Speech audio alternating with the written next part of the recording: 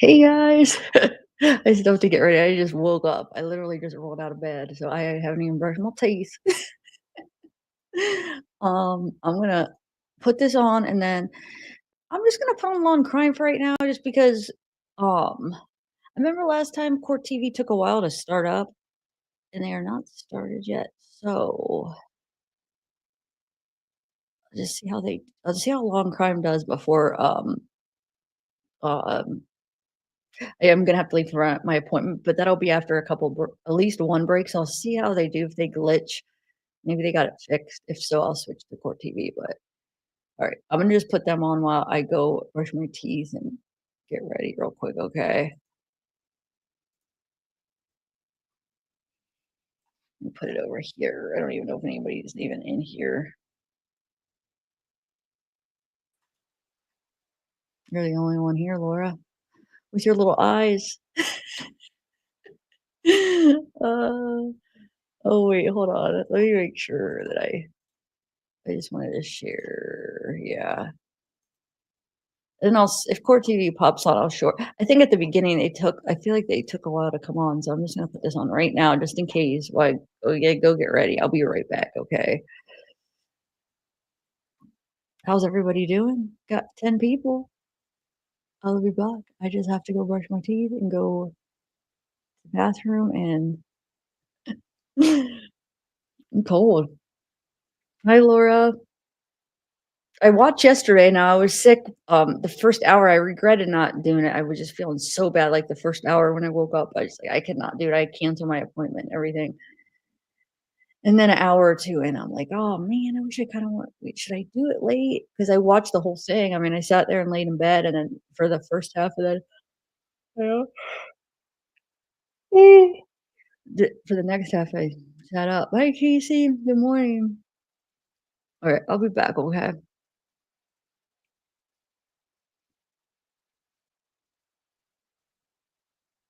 I feel bad just leaving, but I just woke up. I wanna, like, brush my teeth and go to the bathroom, and then I will have to leave somewhat today too, which I feel bad doing, but I have an appointment, so I can't cancel this one.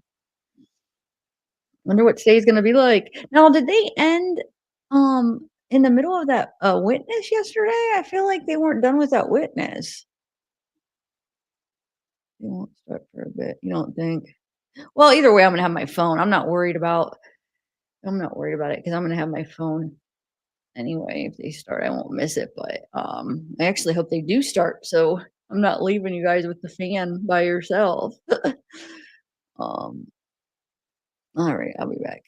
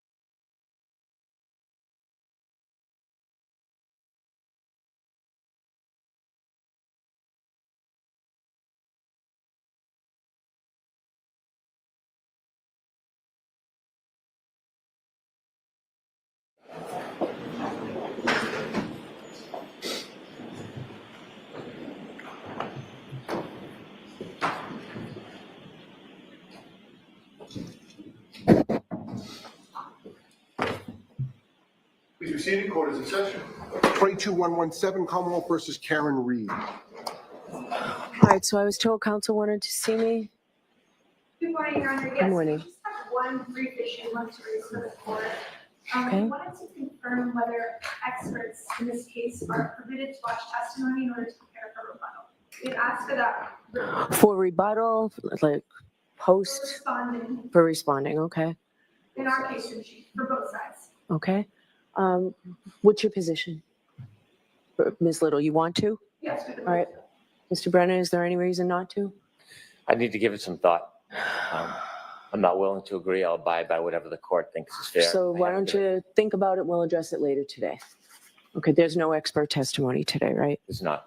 Okay. Thank you. All right, sure. Is that it? Ready to bring the jury in? That's all. You wanted a ruling on the clip from yesterday? I did. All right, you can play it. Thank you. All right, so we'll take a quick break. All rise.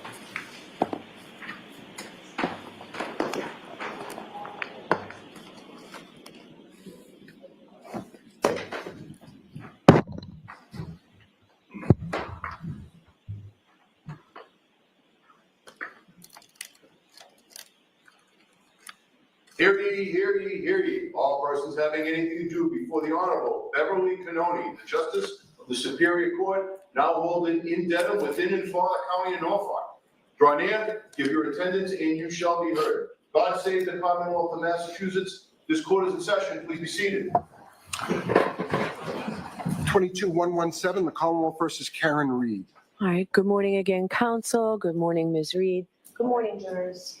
I have to ask you those same 3 questions. Were you all able to follow the instructions and refrain from discussing this case with anyone since we were here yesterday? Everyone said yes and nodded affirmatively. Were you also able to follow the instructions and refrain from doing any independent research or investigation into this case? Yes. Everyone said yes and nodded affirmatively. Did anyone happen to see, hear, or read anything about this case since we left here yesterday? No. Everyone said no or should be. Thank you very much. Will we bring Mr. Whitman back in, please? Ms. Tianetti, you can step up to the podium. Thank you very much, Your Honor.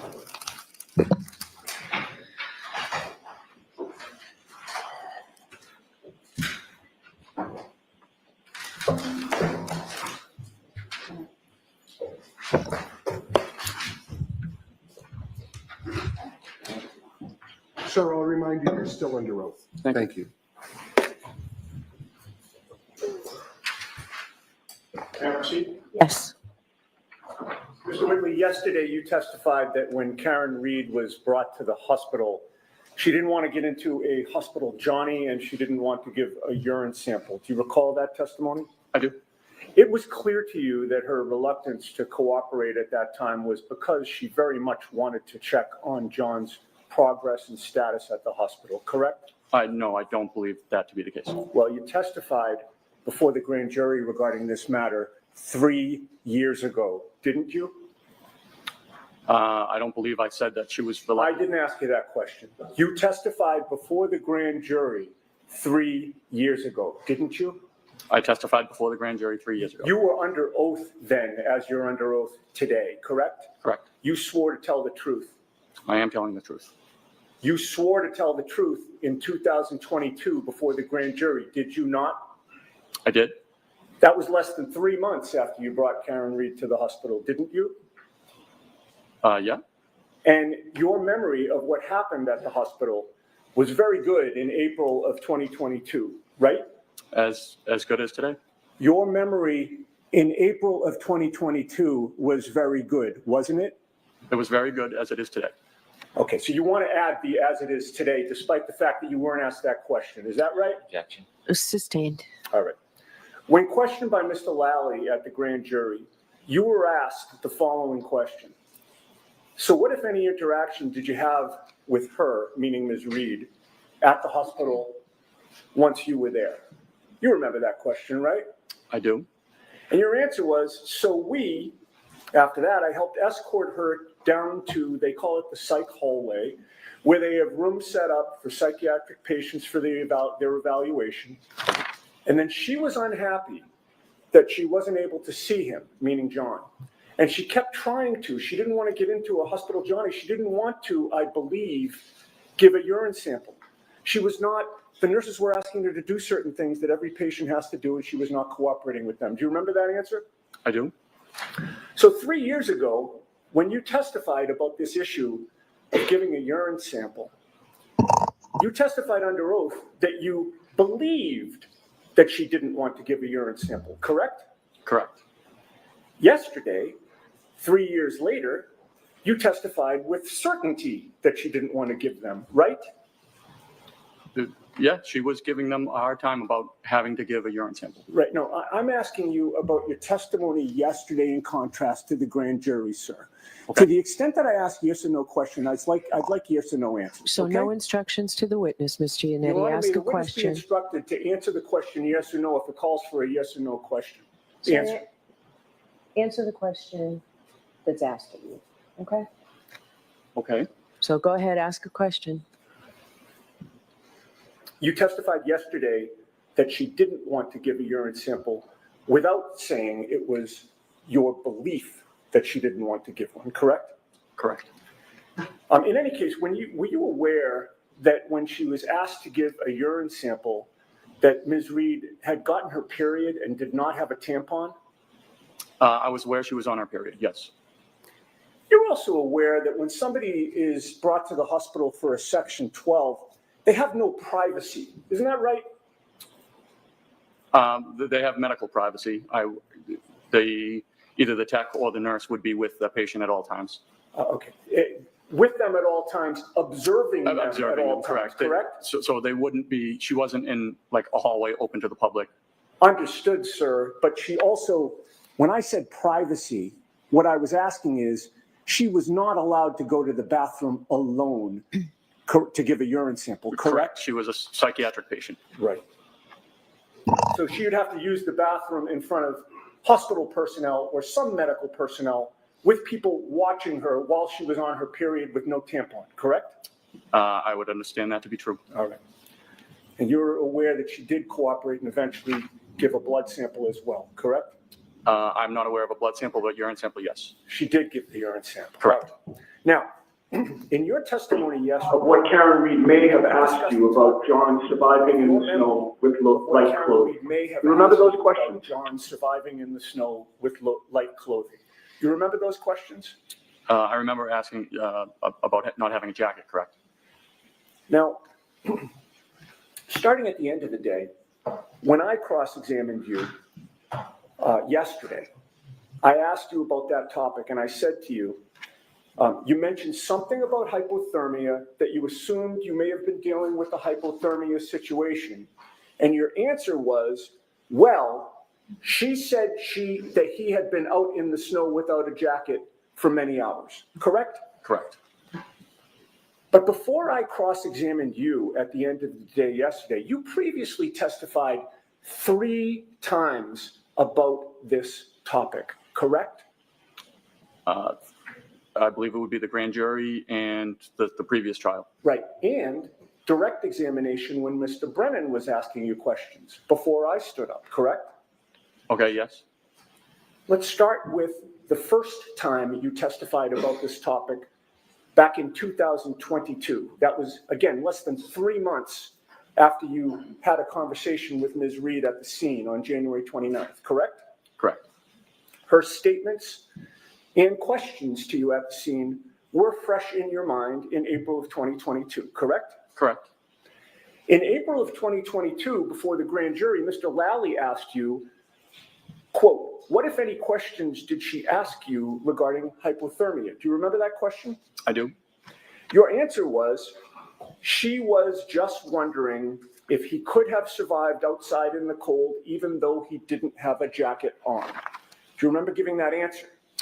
I do. Nowhere in that answer, in 2022, less than 3 months after these events, do you attribute the words, quote, many hours, end quote, in the snow to Ms. Reed, correct? Yes, I was not. I'm not asking for an explanation, sir. I'm asking for an answer. All right, so he was answering you, Mr. My Yannetti. question called for a yes or no answer. Nowhere in your answer in 2022 do you attribute the words many hours in the snow to Ms. Reed, yes or no? No, I did not say that at that point. Nowhere in your answer in 2022 do you testify that Ms. Reed told you he had actually been in the snow for many hours, correct? She did. Sir, I'm asking you about your testimony. I object. So let him answer the question. Let me ask it again. Nowhere in your answer in 2022 did you testify that Ms. Reed told you he had actually been in the snow for many hours, correct? In 2022, I testified that I was just told to be brief and give generalizations. She quantified many hours in the snow when we were back at the Let me try this again, sir. So, because Mr. Yannetti, you're just saying 2022. Get to a Of date course, and a yes. place. April of 2022, okay, before the grand jury. My question again, and I'm still seeking a yes or no answer from you, okay? Nowhere in your answer in April of 2022, before the grand jury, did you testify under oath that Ms. Reed told you that John had actually been in the snow for many hours, correct? Not in 2022 of April, no. Okay. The next time you testified under oath was last year in 2024, correct? Correct.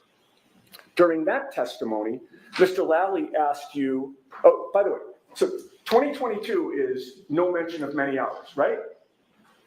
I did not, and I was told to be brief on the grand jury stand. But again, no mention of Right. many hours in 2022. Okay.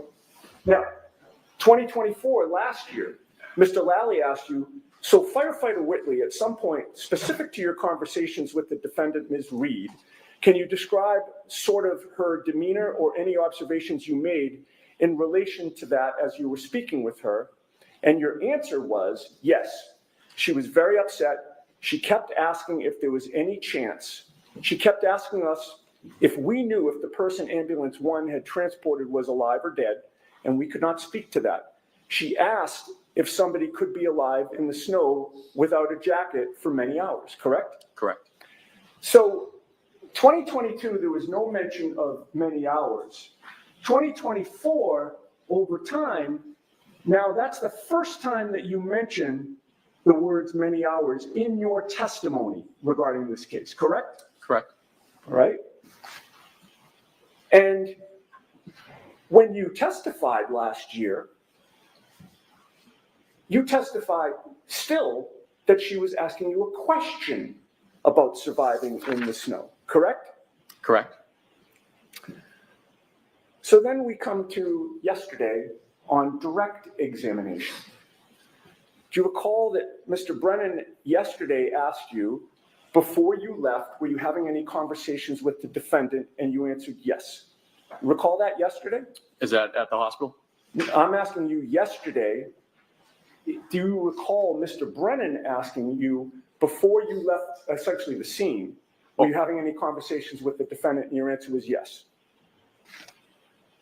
You're talking about Lee, I'm just trying to make sure we're talking about the same instance. Are we talking about when we left the hospital or when we left Fairview Road? When you were at Fairview Road, leaving Fairview Road, we're talking about the same subject of what Ms. Reed supposedly told you or asked you. Okay, Mr. Brennan went into that with you. So on the way to, you're talking on the way to the hospital in terms of left, when we left. Well, before you left, he meant before you left the scene. Okay, no, I'm just trying to clarify. Again, it's the same conversation, Mr. Whitley. I'm not trying to trick you. Mr. Yannetti, he just asked for a point of reference. It's clear. Now go. Understood. And Mr. Brennan said, can you share with the jury what those conversations were about? And your answer was, so we were talking, she was upset. She kept asking if there was any chance her husband could be alive, even sitting outside in the snow without any coat for many hours. Do you recall that answer that you gave yesterday on direct examination? Yes. And that was the first time that you mentioned that she said, supposedly, or asked supposedly, about him sitting outside in the snow, correct? I was just using phrases generally speaking. I wasn't at that point I was paraphrasing. I was not speaking verbatim to what she said. Let's try that again. That was the first time that you mentioned that she claimed or asked that he was sitting outside, correct? It could have been sitting, laying, being. Let's try it a third time. So Was that- just ask the question, not let's try it. Sure. Let's try it. Was that the first time that you testified under oath that Ms. Reed said or asked about him sitting outside? Are you asking me to clarify whether she used the I'm not word asking you sitting? to clarify anything. I'm asking you whether that was the first time yesterday during direct examination that you mentioned that she asked about him sitting outside. I'm sorry. I am very confused because I'm trying to figure out if he was being outside, sitting outside. I'm asking you about Ms. Reed's statements, sir. That's all I've been asking you about. Her Okay. statements to you and your testimony about her statements to you. Was yesterday on direct examination the first time that you testified under oath that Ms. Reed mentions the words sitting outside? I don't know. All right. I'm just using, she might have said laying outside, being outside, outside. Okay, so when you testified yesterday before this jury Yes. that she mentioned the words sitting outside, you're now saying that that might not have been accurate, correct? It could have been a different word. Okay, But you didn't say it could have been a different word yesterday. You just left it as sitting outside, correct? Yeah, that's Okay. what I said, sitting. All right, so now we get from, the grand jury with many hours mentioned, to questions about many hours, to sitting outside, to let's talk about what you said on cross-examination. I object. Okay, the objection sustained. Sure. On cross-examination, your words were, she said he had been out in the snow without a jacket on for many hours, correct? She had asked if he had been outside, if there was any chance he could be alive, even though he was outside without a jacket for many hours. So it always was a question, correct? It was a question. She never said what you said on cross-examination yesterday, which was she said that he had been out in the snow without a jacket on for many hours. That was not a declarative statement by Ms. Reed, correct? Objection. I'll allow that. Was that a declarative statement by Ms. Reed? She asked if he could be alive without a jacket in the snow for many hours. So again, it was a question, sir. She asked me, and we were just trying to give her hope in terms of telling stories of hypothermic patients that could survive outside in the snow. Okay, is there any redirect? Briefly. Okay.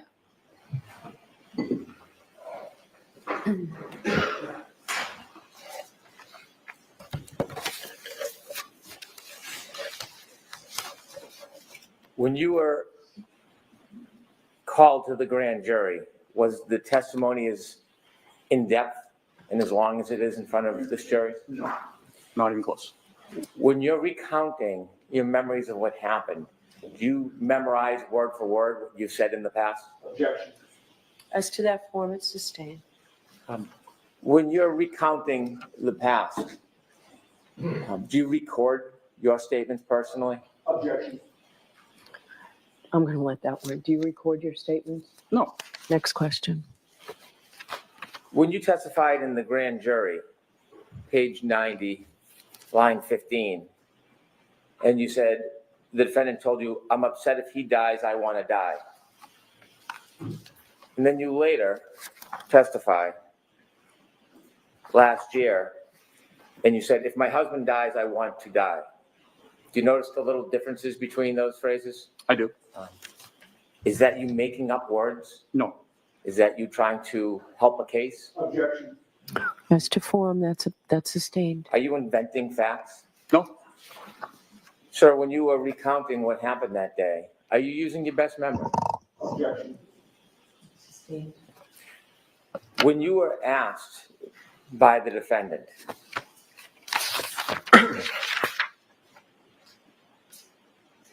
about how long, or someone out in the snow without a jacket for many hours, do you remember that conversation with her? I do.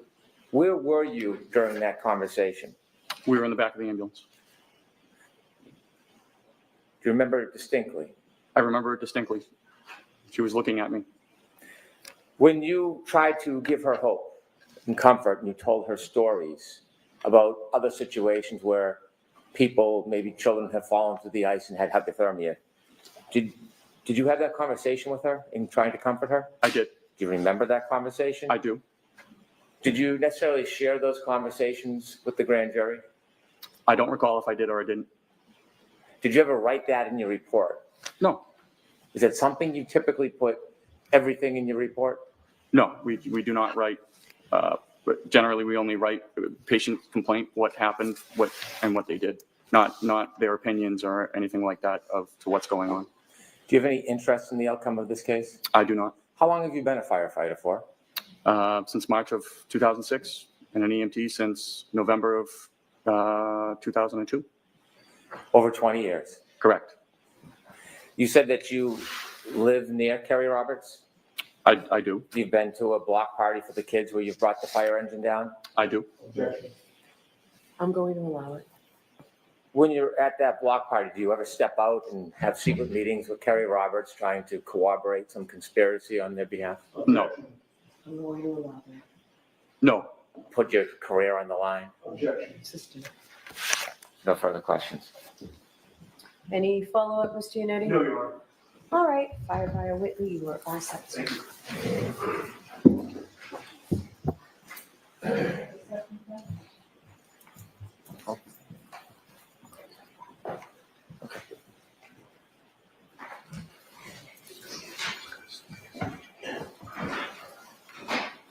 Like to play clip 5, Your Honor?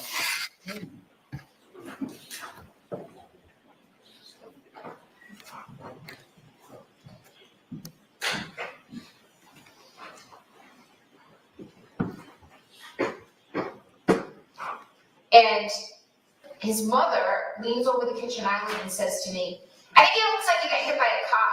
It looks like you got hit by a car.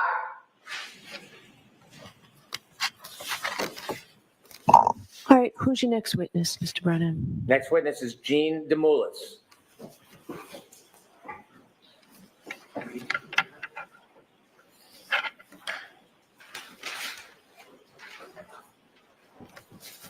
Your Honor, please, please. Okay.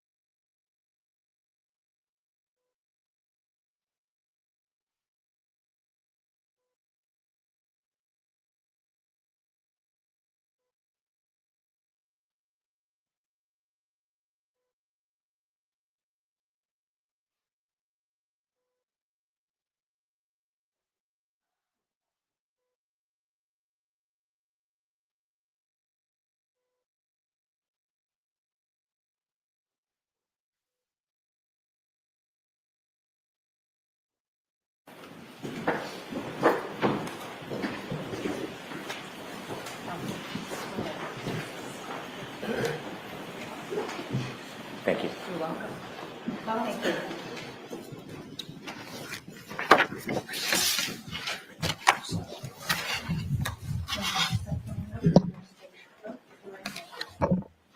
You solemnly swear the evidence given to the court and jury in the case now guarantee the truth, the whole truth, and nothing but the truth, so help you God. Yes, you can speak. Good morning. You just scooch in close to the microphone, thanks. May I proceed? Yes. Good morning. Good morning. Could you please introduce yourself to the jury? My name is Jean Demulus. I am the general manager at CF McCarthy's in Canton. I'm going to ask you to keep your voice up if you would, please. Sure. Thank you. You said you're the general manager at CF McCarthy's? In Canton, yes. Thank you. How long have you been the general manager at CF McCarthy's in Canton for? For 6 years. Can you briefly describe for the jury what CF McCarthy's is? It is a restaurant and bar. At CF McCarthy's, is there a video surveillance system inside? Yes. Who owns that video surveillance system? CF McCarthy's. Are you familiar with the video system? Yes. Have you ever looked at it before? Yes. Do you employ people to help the establishment with the video system? No. You maintain it on your own? Yes.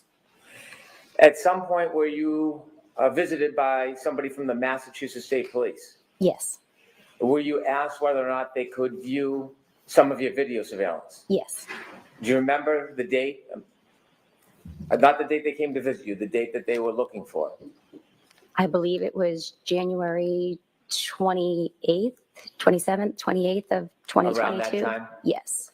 Did you allow access to the video system? Yes. Did you oversee that access to the video system? Yes. Was it a state police officer? It was two state police detectives. Do you remember their names? I remember one of the detectives' names. I do not remember the other detective. The one you remember, could you share the name? It was Detective Buchnick, Yuri. Detective Yuri Buchnick. Yes. At some point, was he allowed to download information from the surveillance system? Yes. Did you watch him do that? Yes, I did. At some point, have you been able to briefly look at some of that download? Yes. And does it appear to be a fair and accurate depiction of the surveillance or the area of your bar? Yes. Move to introduce. Okay, there's no objection, Ms. Giannetti? There is no objection, Your Honor. Exhibit 18, so marked. Thank you. Your Honor, may I play just a small portion? Sure. Thank you.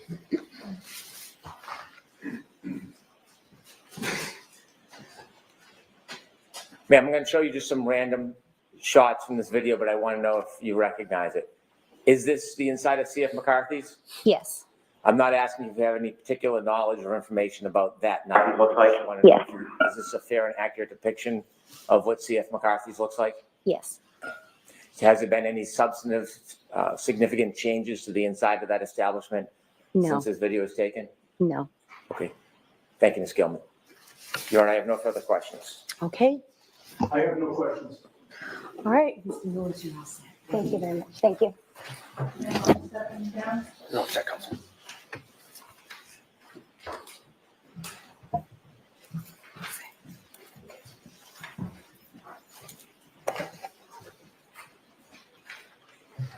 Your next witness, Mr. Brennan. Thank you. Bridget Meehan.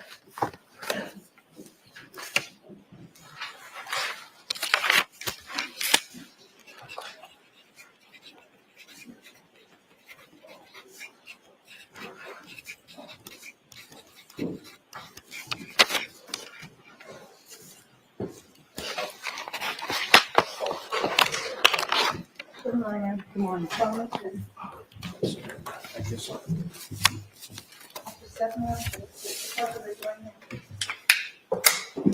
You solemnly swear the evidence you give the court and jury in the case down here is the truth, the whole truth, and nothing but the truth, so help you God. I do. Good morning. Good morning. May I proceed? Yes. Good morning. Good morning. Could you introduce yourself to the jury, please? My name is Bridget Meehan. Where do you work? I work at the Waterfall Bar and Grill in Canton. The name maybe tells us a little bit about it, but could you just share a couple lines of what the Waterfall Bar and Grill is? It's a small family-owned business in Canton. It's in a mixed condo complex. Are you involved in the ownership of it?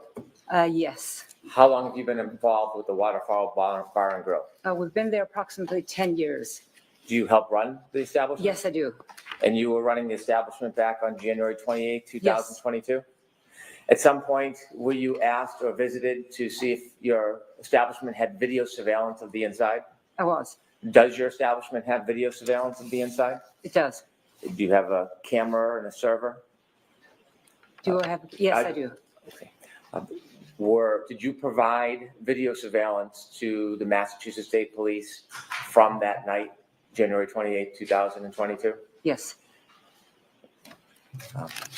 May I approach, Your Honor? Yes. I'd like to move this in as an exhibit, please. Okay. Ms. Giannetti? No objection. Thank you. Exhibit 22. With the court's permission? Yes. Thank you.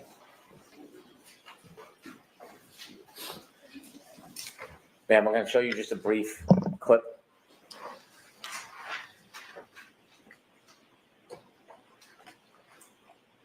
Okay, stop, please. Do you see that video? I do. Does that depict the inside of McCarthy's? No. I'm sorry, the waterfall? Yes. I'm trying to switch establishments on you. Back on January 28, 2022, does that look the way it looked then? Yes. Has there been any significant changes inside since then? No. Thank you. I have no further questions. Okay. No questions. All right, Ms. Meehan, you Thank you.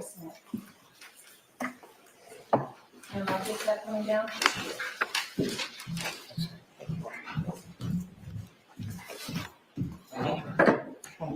my camera on here? All right, your next witness, Mr. Brennan. Commonwealth calls Mike Camerano.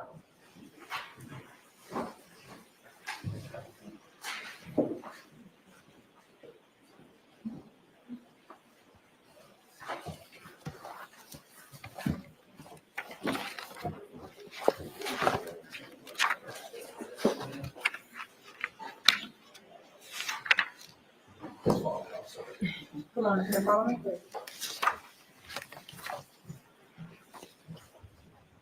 So, step forward. Face the front, raise your right hand. You solemnly swear the evidence you give the court and jury in the case now adjourned to be the truth, the whole truth, and nothing but the truth, so help you God. Take a seat. Good morning.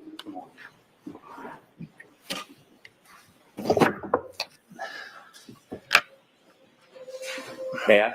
Please. Good morning, sir. Good morning. Could you please introduce yourself to the jury? Hi, good morning. My name is Michael Camerano. Mr. Camerano, can I ask how old you are? I'm sorry. Spell your last name. Camerano. And so if you could either move the microphone down a little bit or speak up, or maybe a combination of both, please. Okay. Thank you. Thank you. Could I ask you how old you are? 48, Where do you live? Canton, Mass. How long have you lived in Canton for? Me and my wife have lived there for 20 years. Me and my wife have lived there for 20 years. We have 2 children. How old are your children, sir? My daughter is 17. My son is 14. Did you know John O'Keefe? Yes. How did you know him? I met John for the first time at his sister's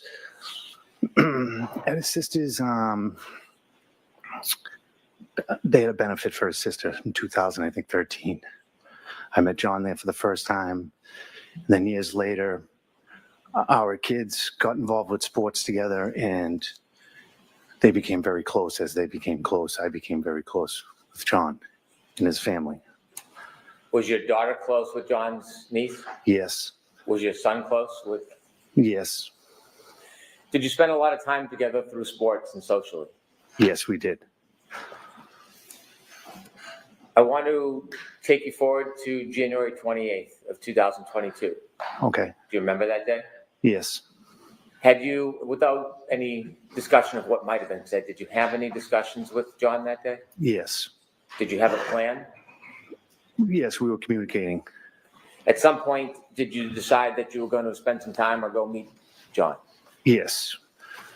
That Friday, my daughter and his daughter, they got acceptance letters to school. So we wanted to get them together so they could enjoy the time together. And, just, go over like how it'll be so much fun, something new, different.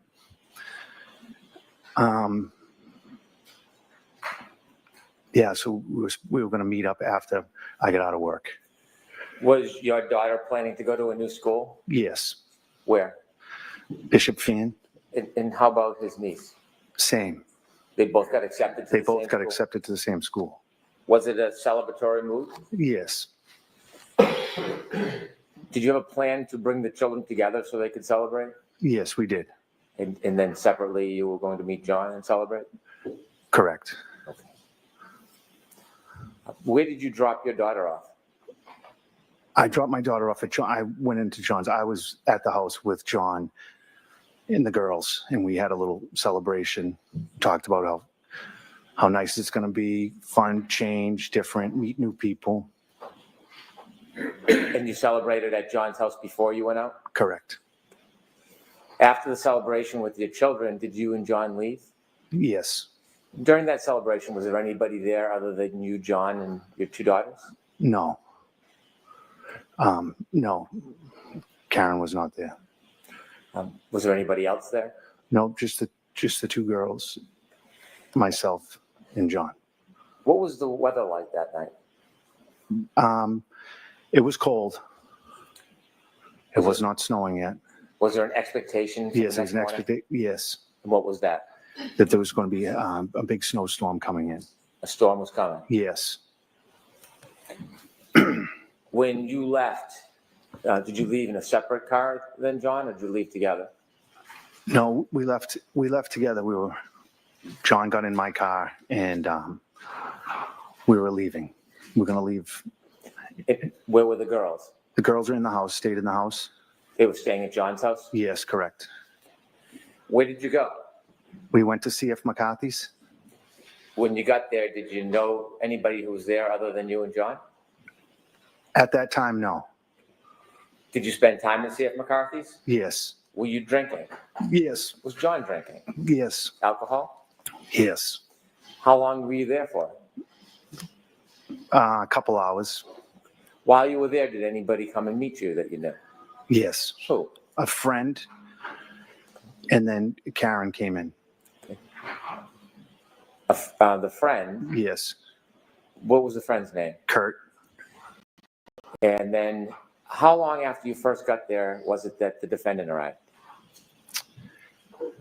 I would like to say within an hour or so. Not 100% sure.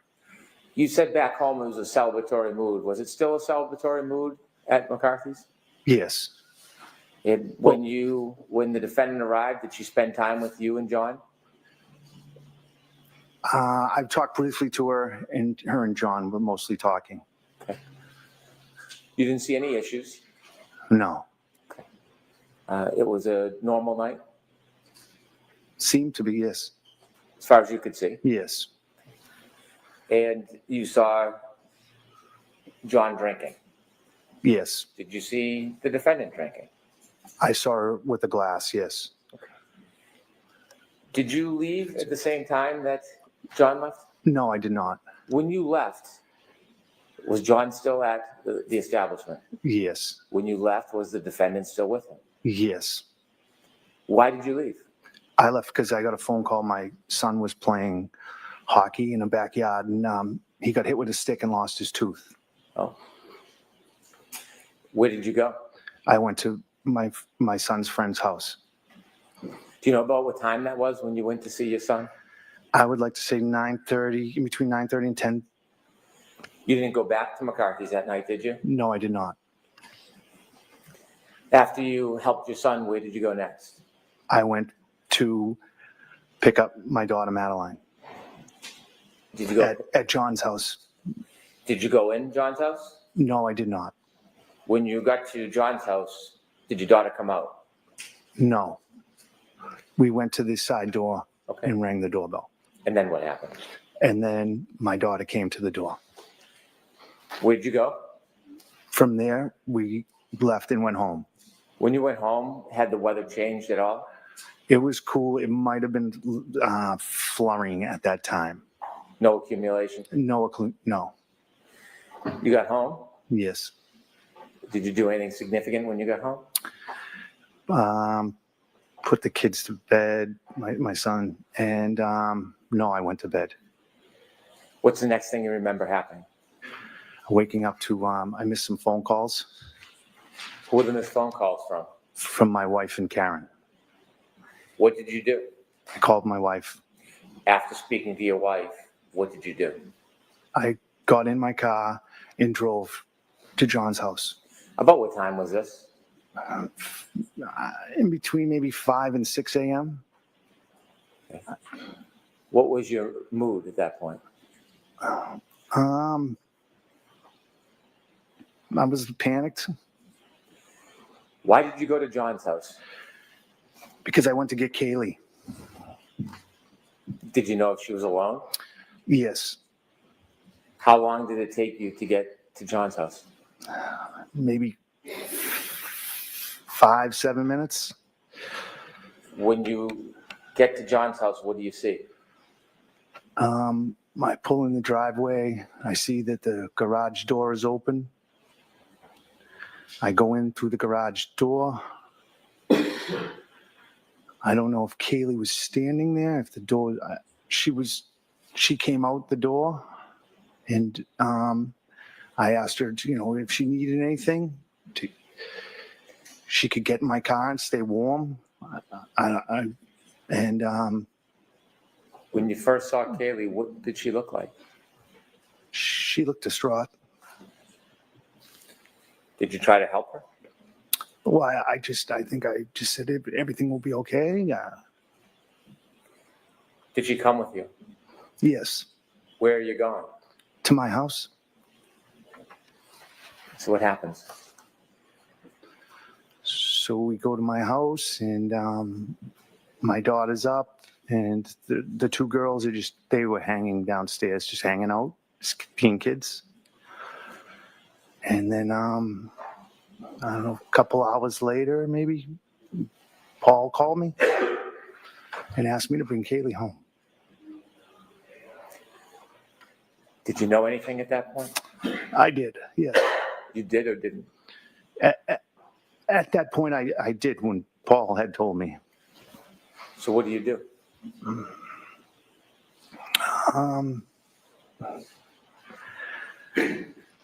Asked Madeline and Kaylee if I'd say, Madeline, we come for the ride. I don't say anything to Kaylee, and we get in the car and I start heading back to John's house. And you didn't say anything to Kaylee? No, I didn't. I just said everything will be all right. She had a feeling. Why do you say that? She don't want to go home.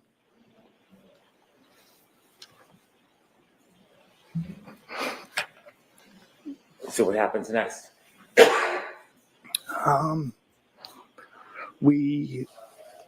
So I pull in the driveway, and I remember Paul and Papa standing. I think they were standing at the side door, and we just embraced. Did you stay? No, not long. No. Did you go back? I was to the house. I went back to my house. Did you go back to John's house? I did the next day. Yes, I was there. When you went back, were there people there? Yes. Many? There was people coming and going. Thank you. I have no further questions. Thank you.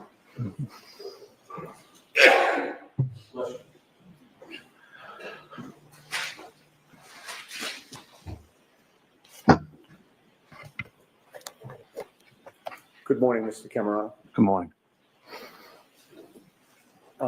This is quite painful for you to remember the events of January 28th, is it not? Yes. You were very close with your friend John O'Keefe, correct? I was close with them, yes. And you actually met Karen Reed through John, correct? Correct. After meeting Karen, you spent a good amount of time with both Karen and John, correct? Correct. As of January 28th of 2022, you had known Karen for maybe about a year or so? Sounds correct. And you'd see them especially on Fridays, correct? Correct. That would be sort of the day that you get together with both of them often? Yes. And of course, your children spent a lot of time with John and Karen, right? Correct. You entrusted both Karen and John with your kids. Yes. Sometimes your kids would even go on vacation with Karen and John, right? They did go to the Cape, yes. Sometimes you'd see Karen without John at your house or on a ball field. Correct. And your daughter in particular would sometimes spend time with just Karen without John, correct? Correct. Your daughter would sometimes go over to Karen's house in Mansfield when she lived there, correct? Correct. And obviously when your daughter would go to Karen's house in Mansfield, Karen would be the one in charge of caring for her, correct? Correct. And you were fine with that because you liked and you trusted Karen, right? Correct. And in your view, Karen was very good with kids, right? Correct. But you also had the opportunity to see Karen and John together, right? Yes. You saw how they interacted with each other over that year period that you knew Karen? Yes. You saw how they got along? Yes. And you never observed any arguments or bickering, correct? I mean, they argued and bickered. You had previously testified that you wouldn't even call it arguing, you just call it banter, right? Yes. I mean, he would, I mean, no, he would get upset or like over if she bought expensive things for the kids. Right. Yes. Yes. We will get to that. That would be the one thing that John would complain about, Karen buying like very nice things for his niece and nephew, right? Correct.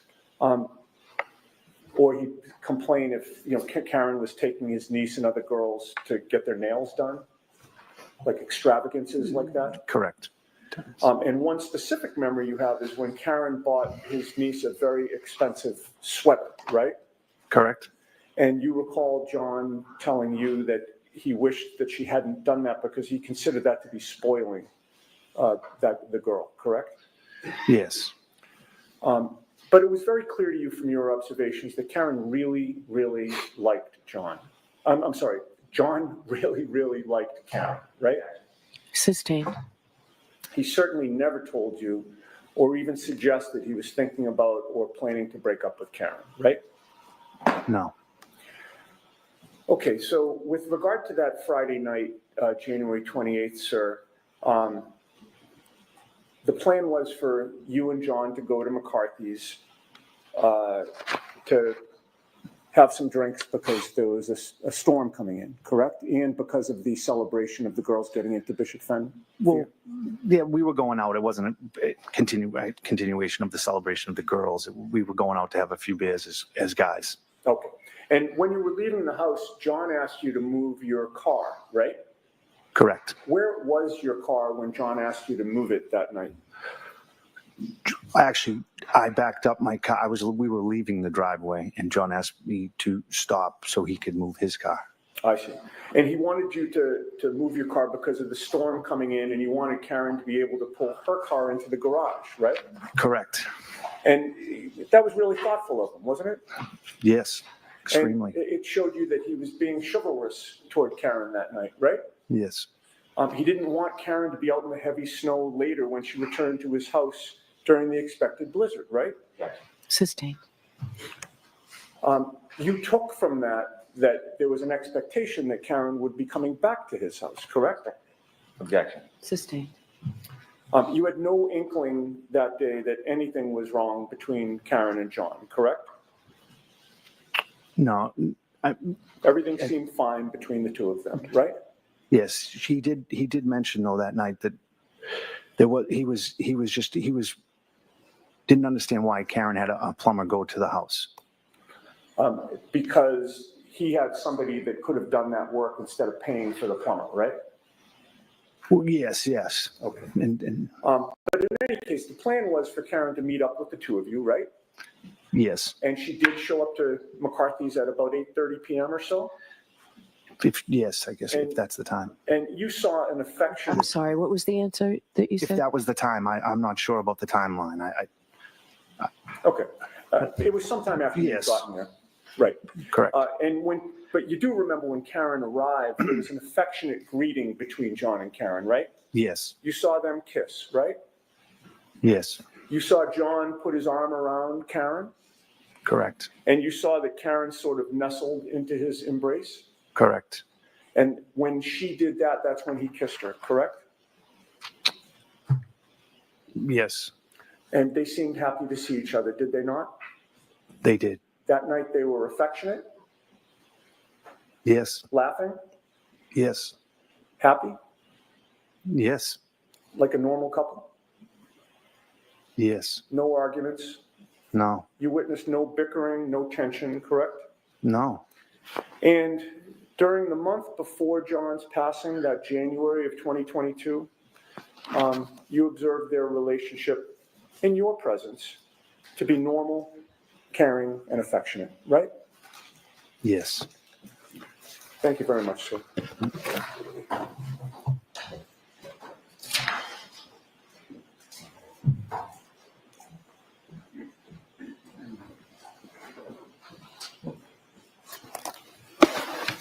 You were asked a number of questions about the relationship between John and Karen that night. Do you know what was going on behind closed doors other than what you saw? Objection. I'll allow it. No. Do you know whether or not they texted each other that day? No, that day, no. Do you know whether or not there was any arguments that day? Objection. I'll allow it. Not to my, no, I don't know if they were, I don't know if they were arguing over the plumber situation. Do you know if there's any vulgarities that day? No. Do you know if there's any vulgarities that night? No, not to my knowledge. Do you know whether or not John was trying to end the relationship with Miss Reed? Objection. Do you know that, sir? No. Next question. Do you know if there was any jealousy in that relationship? Objection. I'll allow it. I mean, Karen wouldn't let, they did everything together, a lot of things together. And I thought at times, yeah, you could see, she didn't want other women around John. I don't know, not at that, but. Thank you. Any follow-up? Not very much. All right, Mr. Camerano, you're all set, sir. So I'll just get them down, please. I'll see counsel at sidebar for just a minute, please.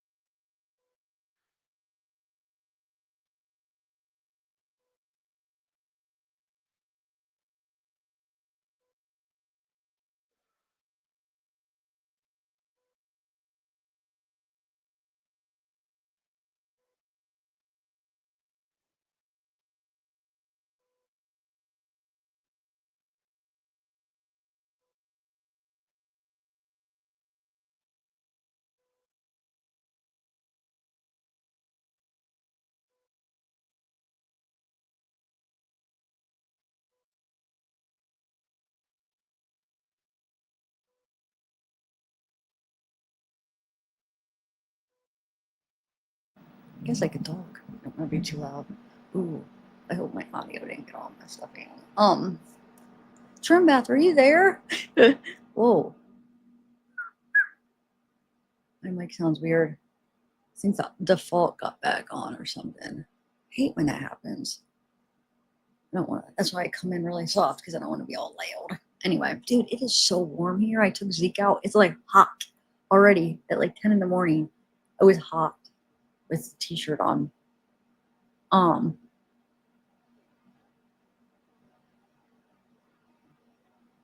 No, it's too loud. That's the problem. When it sets the default, it goes up. The gain goes up the highest for some reason. That's what it's defaulted as. So anytime it gets a reset, which it doesn't happen often, it did the other day when I did this trial.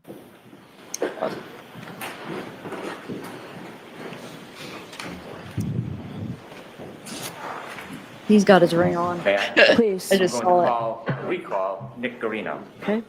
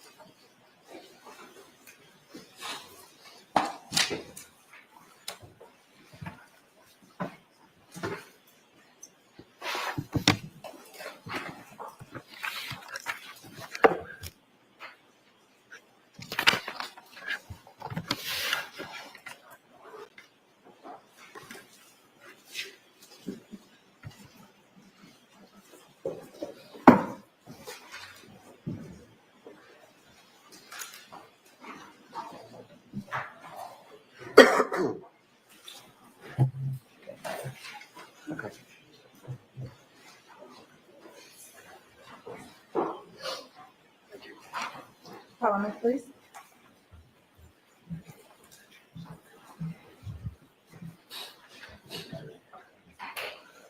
Sure, you can have a seat. I'll remind you, you're still in your. Or stand, however you're most comfortable today. Just do whatever you need to do, okay? Thank you, Your Honor. Good morning, everyone. Sir, yesterday we talked about downloading phones and making what you called extractions. Yes. And from that data, you could create different types of reports. So have Detective Guarino say his name again, please. I'm sorry. Again, for the record, could you introduce yourself to the jury and spell your last name for the record? Yeah. Good morning. My name is Nicholas Guarino, Guarino. Thank you. Sir, you mentioned yesterday that you downloaded a number of phones, or you were involved in the process of downloading a number of phones. That's correct. You explained to us that after you have the data analyzed, you can pinpoint certain items that you may want to put in a document. Yes. So the extractions into a program of our choosing, Cellbrite is the most commonly used, and then we can take call logs or text messages, any information that the investigator is looking for. When you downloaded Mr. O'Keefe's phone and you downloaded the defendant's phone, did you try to create, or did you create a report through Cellbrite, the software, that would show you all of Mr. O'Keefe's call logs? Yes, I did. And when I use the term call logs, what does that mean? The call logs are the calls that the phone receives. How do you create a report from Cellbrite? Can you just walk us through that process briefly? Yep. So in the program, you can go in and select the calls from it and export it into different formats, PDF, XML, HTML, or you can create a portable case and extract them all as a portable case that we would see on my computer.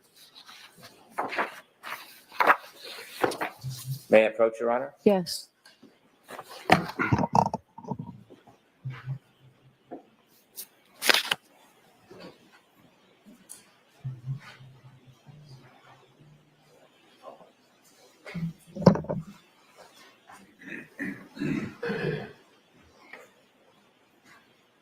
Showing you a document of Mr. O'Keefe's call logs. Do you recognize that? Yes. And what is it? It is the call logs. Just want to make sure it's between John O'Keefe and the defendant from, just want to see the dates, the 28th, January 28th, 2022 to January 29th, 2022. Would this contain all the phone calls from his phone data for the calls between those two parties that night? Yes, that's what I created. Thank you. I'd like to move this as an exhibit, please. Okay. So, If I could, Your Honor, just want to compare to make sure we got the same. okay. Thank you, Mr. Brown.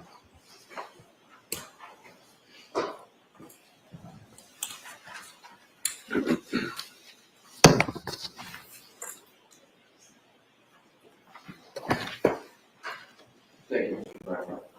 Okay. Thank you, Your Honor. Consent. Okay. No objection.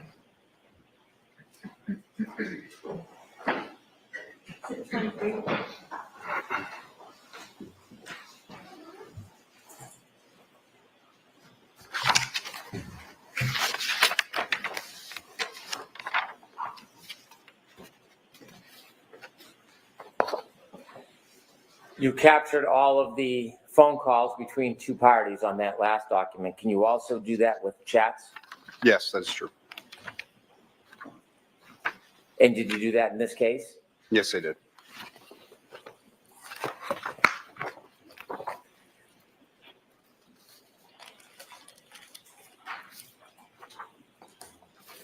Did you create a document of chats between the phones of the defendant and Mr. O'Keefe for after midnight, for the evening hours of January 29, 2002? Yes, I did. May I approach? Yes.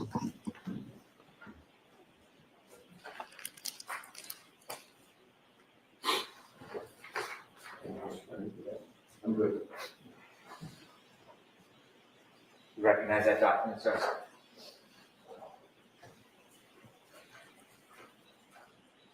Yes, I do. And can you tell us what that is? These are the texts from the defendant to John O'Keefe. Yes, For January 29, 2022? yes, that's correct. So I'm sorry. Thank you. I'd move this as an exhibit, Your Honor. Okay, No objection, Your Honor. thank you. Exhibit 24.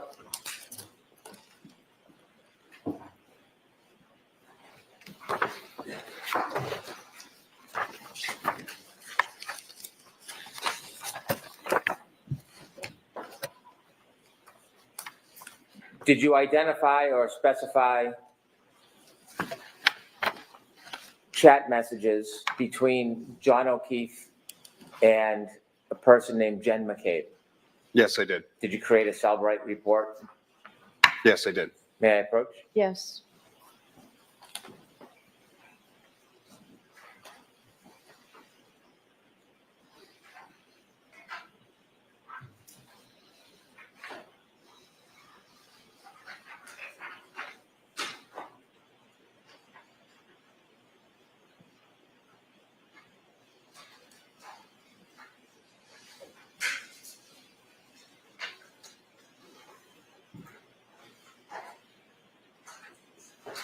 Can we have just a brief moment, please? It's sidebar? No. Just the two of you? Compare the, what we have. Yes, go ahead.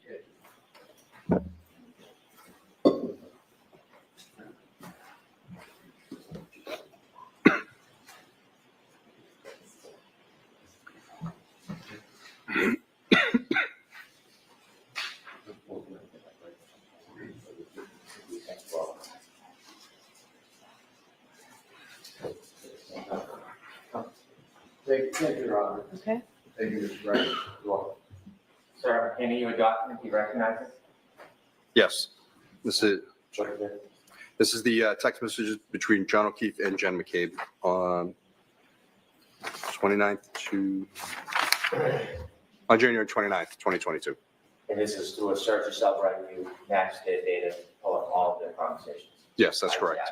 Yes. Okay. I'd move to introduce this, please, Your Honor. No objection, Your Honor. 25.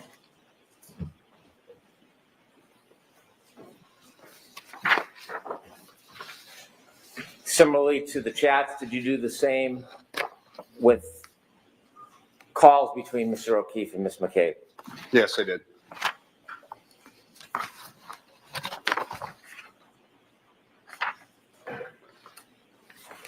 May I approach, Your Honor? Yes.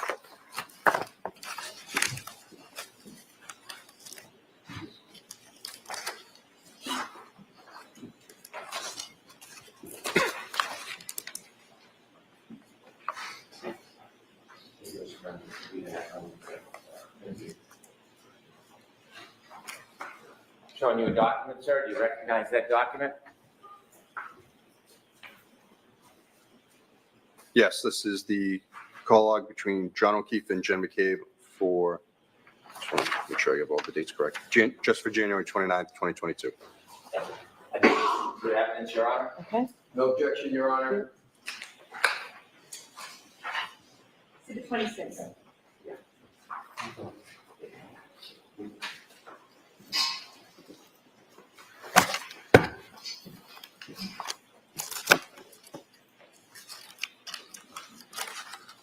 Did you do a file extraction and a report on all chats between the phones of John O'Keefe and the defendant for a period of time?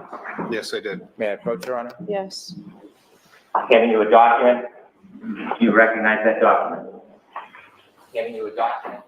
Yes, this is the text messages between.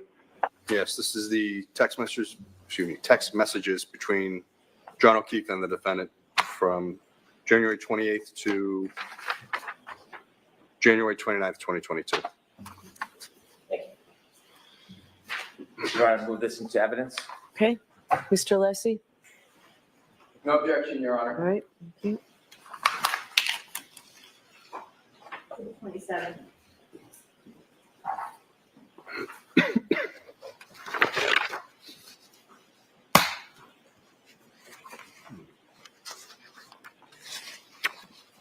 Did you have an opportunity to make a report from some of the data from the defendant's phone from January 29, 2022?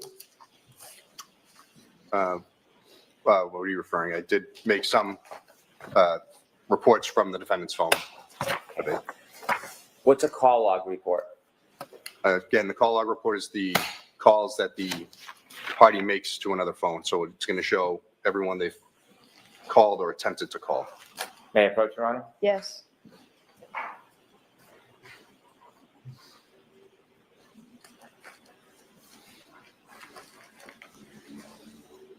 So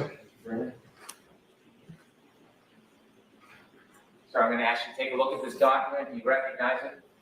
Yes. And could you tell the jury what it is? It's the call log from the defendant's phone for January 29th, 2022. It looks like everyone she called. Introduce this as an exhibit, please. No objection, Your Honor. Thank you. Exhibit 28.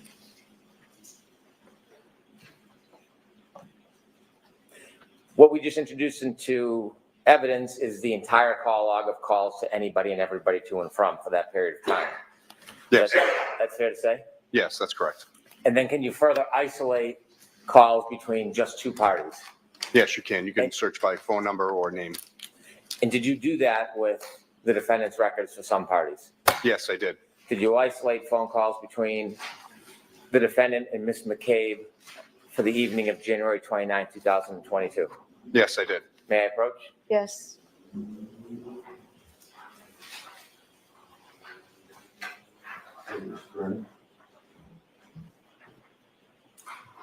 Guys, take a look at this document. Do you recognize it? Yes, I do. What is it?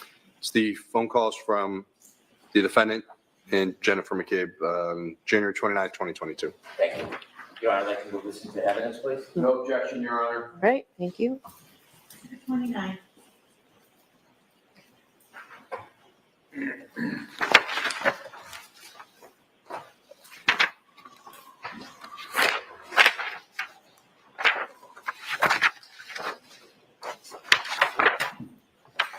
Did you isolate calls between the defendant and Ms. Roberts for the night of January 29, 22? Yes, I did. Can I see the last exhibit, please? Thank you, sir.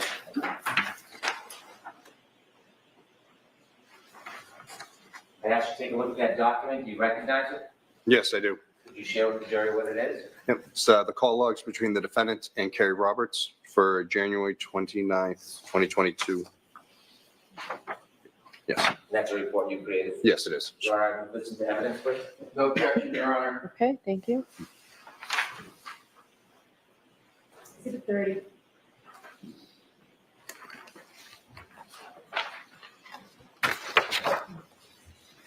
Did you have an opportunity to isolate and produce a report for all chats between the defendant and Ms. Roberts for the night of January 29, 2022? Yes, I did. May I approach, Your Honor? Yes.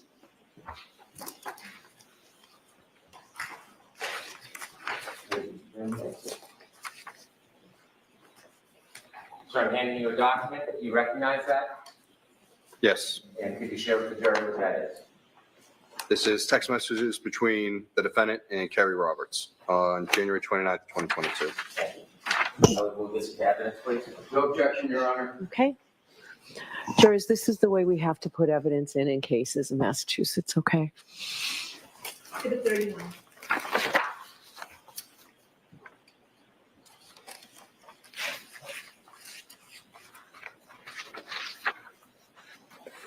So do you have an opportunity to identify a text message or a chat between the defendant and a person by the name of Ingrid on the morning of January 29th, 2022? Yes, I did. May I approach? Yes.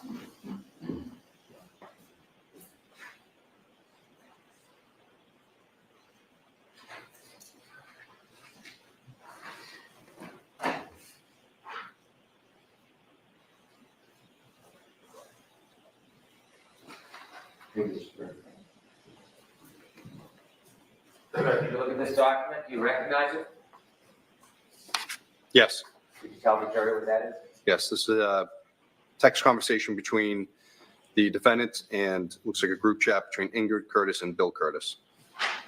So did you make that report? Yes, and this is on January 29, 2022. Thank you. And move this into evidence, please. No objection, Your Honor. Thank you. Exhibit 32.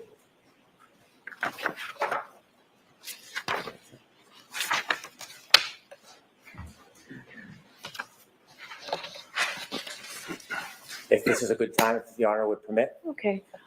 Jurors, what we're going to do is we will take our morning recess now, and we'll take 20 minutes to a half an hour, and we'll see you then.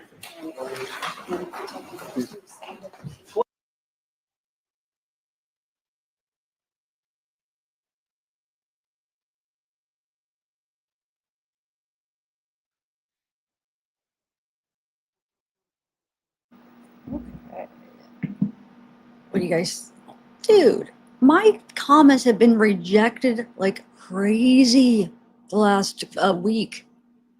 Again, that one time I couldn't write, what was it that it kept rejecting? It was something about my dog. It was, oh no, it was about them testing the dogs. I kept trying to say, which kept rejecting, and I kept trying to word it a different way.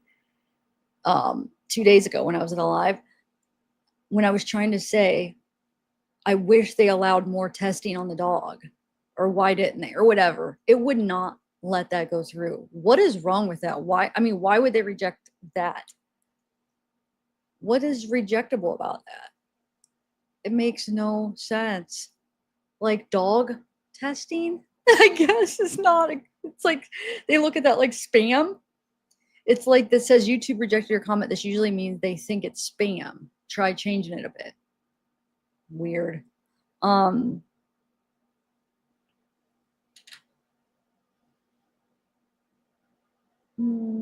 I just don't understand. I wish 33 people. It's like, it's just crazy.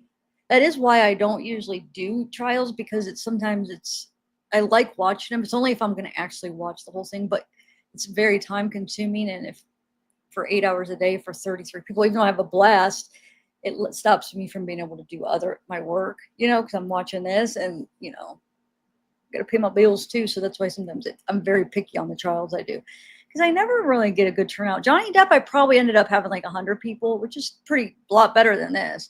I feel like I've tried a couple other ones and just quit because it wasn't.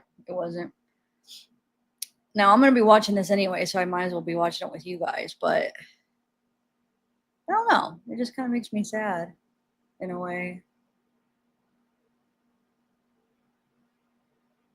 Just because, it's like one case at a time people will watch me for, but then if I try something different, they don't watch.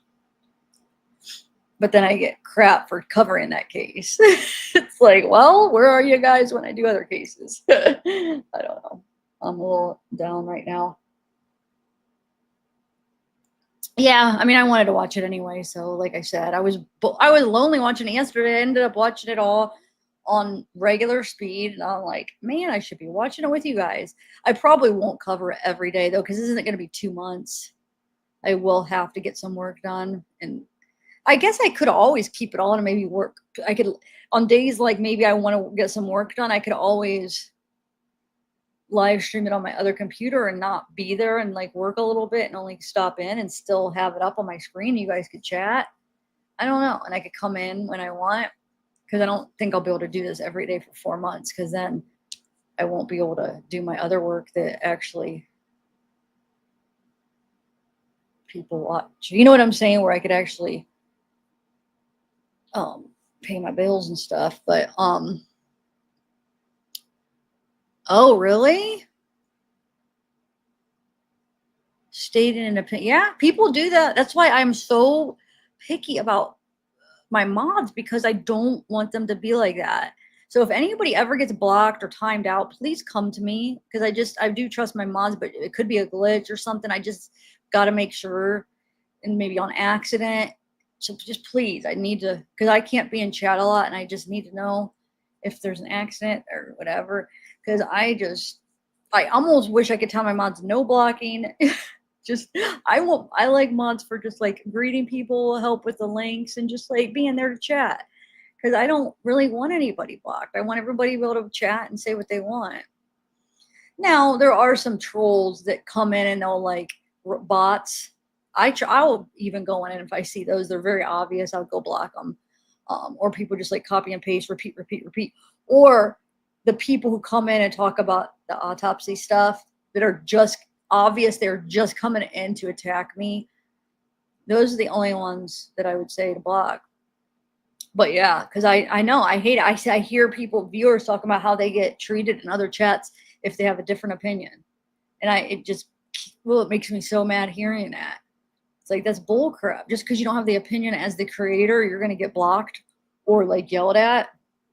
Now, I'll disagree with somebody and not call them out, but I'll debate with somebody. But I don't want them to leave. I want them to stay, you know?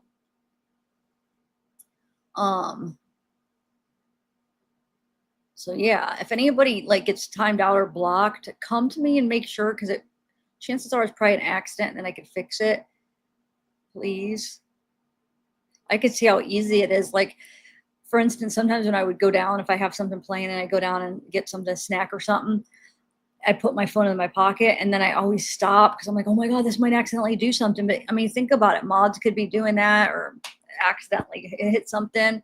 So please always come to me, please. I've had people come to me, and a lot of times it is an accident, but just remember, just come to me, because nobody should be blocked or timed out, really. Come to me and we'll talk about it and we'll see what's going on, because you won't see me doing it unless if they are actually attacking me. They're coming in here for the autopsy thing. That's what I mean. And then it's just obvious. They're just came in they want my channel down because of it. That's all. So they'll see like I'm live and just come in to like, oh my God, why you're still here, or be a jerk. Oh, thanks, Cassie. Yeah. Oh, hey, Becky.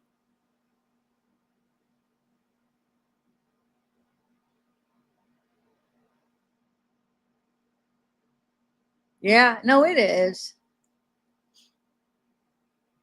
I mean, I guess if somebody's attacking another person, yeah, I mean, but sometimes there's a way you could handle it and it's like a misunderstanding, you know, but sometimes it's not. I mean, sometimes it's maybe a timeout, but I feel like people get more mad when you time them out. It makes the situation worse a lot of the times. I don't know. You know what I'm saying? It makes them like more, I don't know. I mean, whatever. I'm sure it's working. Everybody's happy, right? Healthy debate is a sign of intelligence. Exactly, Laura. People that won't let the other opinion, they're never going to learn. They're always going to be stuck in that never going to learn anything, because if they think they know everything, which nobody knows everything, and nobody could teach them anything, they're always right. They're never going to learn, because they're not going to hear anybody else, and they're only going to know what they know. And how are you going to learn? Because other people, you guys from all different, everywhere around the world with all different backgrounds, we all have a lot to learn from each other. But yeah, there's a lot of people that just think nope. Or like, if another big thing with some of the creators, if they say something and then it's hard for them to go back on it. Like if they said something, their opinion, and then let's say something changes, instead of just admitting like, oh, wow, maybe I was wrong about that. Whoa, like, yeah, maybe they are guilty or whatever.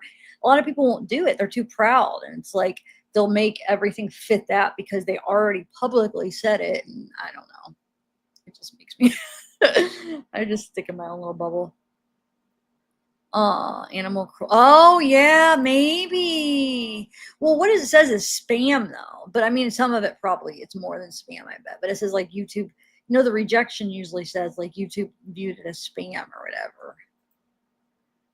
To block anyone as of late at night when yep, good. So that channel is probably good too then, whoever you mod for. Or maybe you're just a good mod there.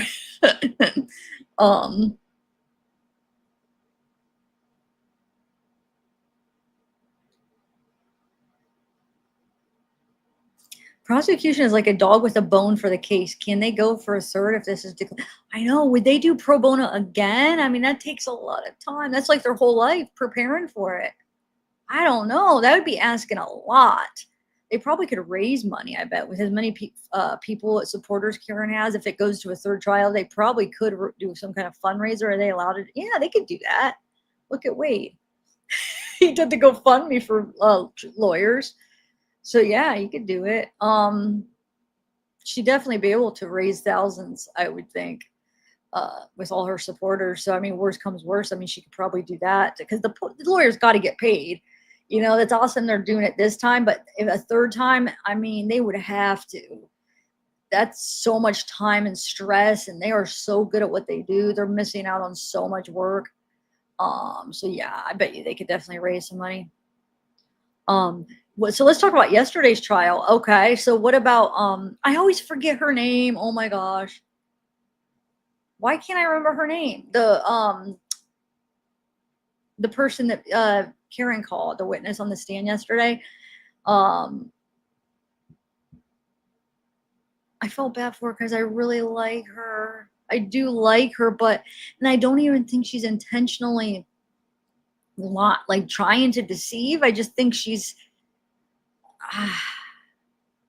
like the whole thing with the, like you were saying, how we were talking about the how long, saying that she heard Sarah McCabe or Jen McCabe. Oh my God, Jen McCabe say that, and then they basically called her out that she didn't hear her say, or she heard Karen ask Jen to Google how long it takes to die in the cold, but then it comes out that she never heard Karen say that, so she like said it wrong. That was big. And then the guy, oh my God, wait, he made the one, oh, hold on, I gotta think. It made somebody else look, oh, not crazy, but, hold on, I'm still not awake. I don't even have my first cup of coffee. Should have took notes.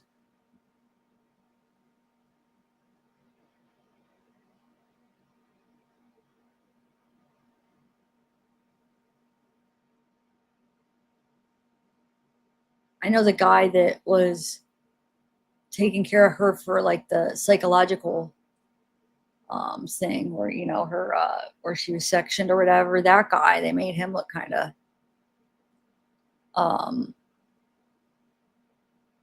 but I feel like there's somebody else too that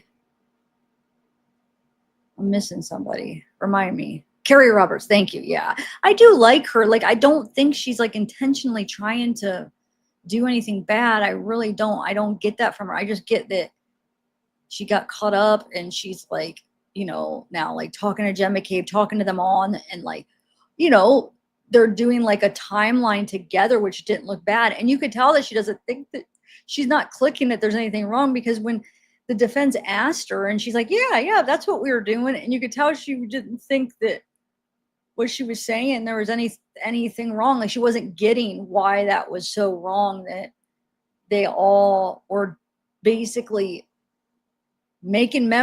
filling memories in her head that aren't true. And you don't realize, I don't think people realize how easy that is to do.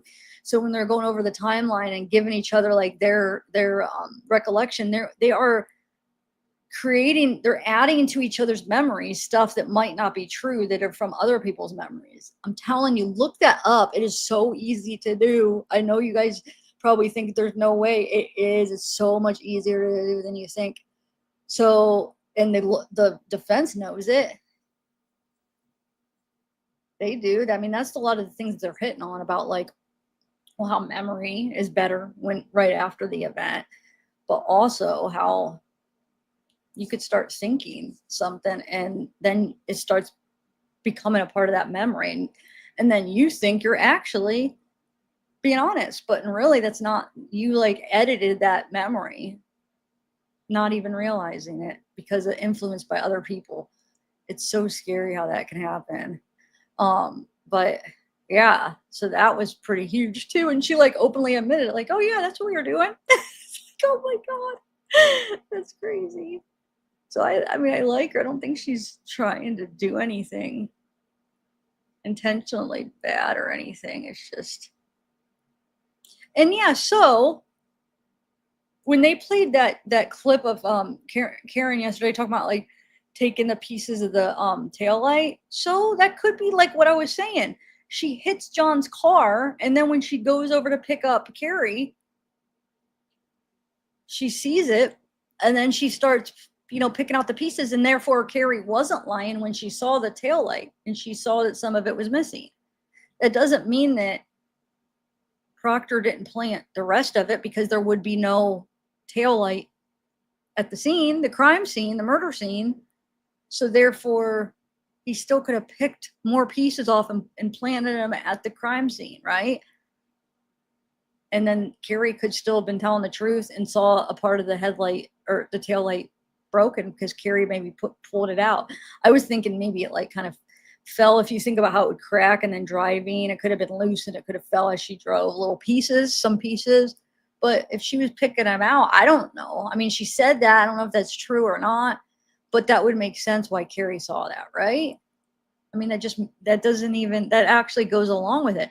So I was confused when the state was like trying to play it, acting like it looked bad for Karen. I mean, I thought it kind of went along with, okay, it's not from hitting John. We know she hit the car. That would have been after, right? So I don't know. I don't know how that, I don't know, maybe I'm missing something, but I don't know how that looks bad. I miss that. I probably, maybe I was like watching it and I don't know. I missed that part. Dang it. I wish I had a timestamp so I could hear that. Maybe I just like was, I don't know.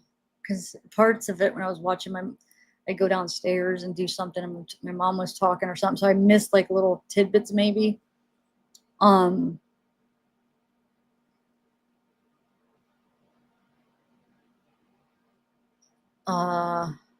Sunkissed.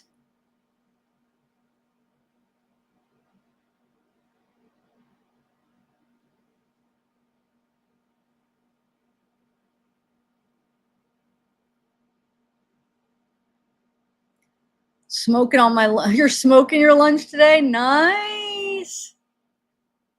Wait. Is it what I'm thinking? Or no? Smoking? Like a bowl too? Okay. I love that. That's awesome. Oh, that's awesome. That is awesome.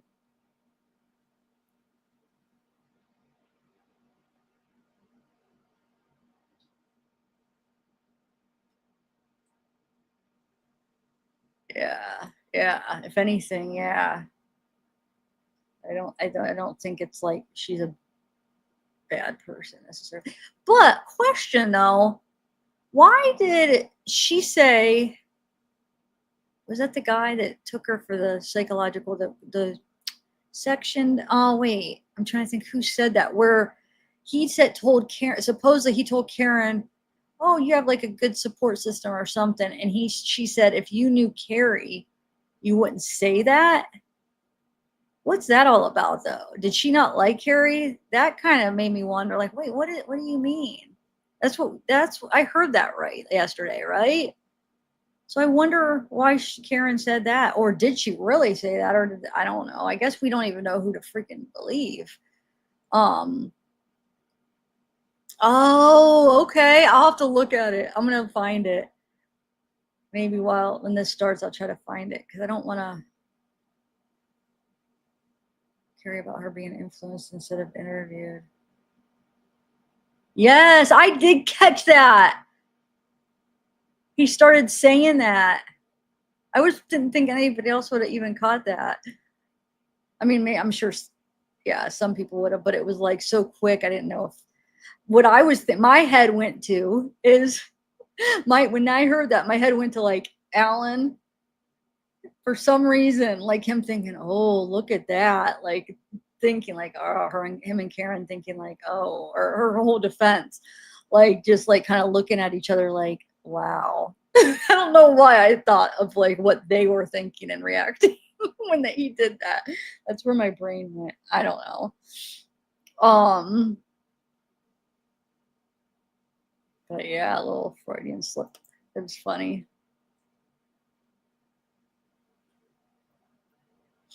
Nose itches.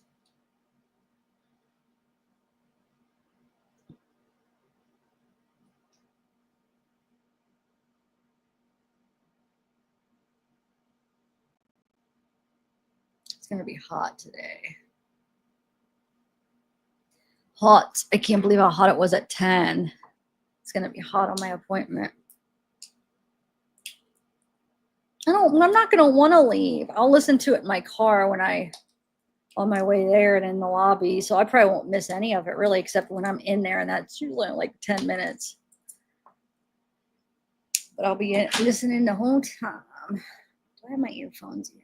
I'm not gonna use these AirPods because I am so scared. Sometimes it messes with this audio here. Like even if I connect to my phone, sometimes it'll, you know how it like wants to connect to anything around it, and then it'll unshare my gosh darn audio. So I'm like, the forbidden AirPods, they're staying here. Sucks because I'd much rather listen with those, but they are unreliable with something like this where it needs to play the whole time. Anyway. Oh.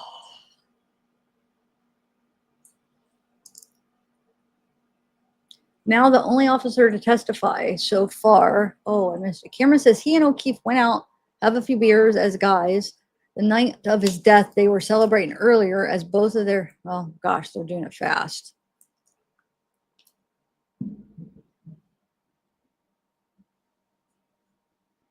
She could have said that if Karen's jealous, oh, okay.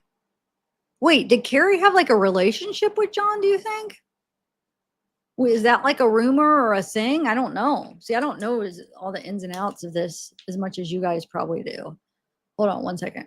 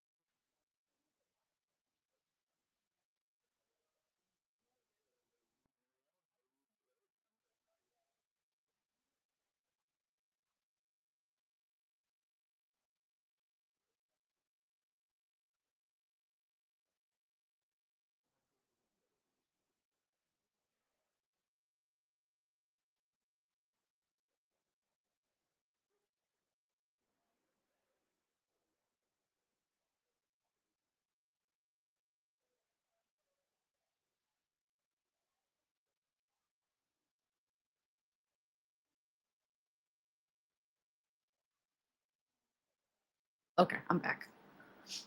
It's 50. I want to see. Let me see what the temperature is here. Sun is hot. That's all I know. Let me see. It is.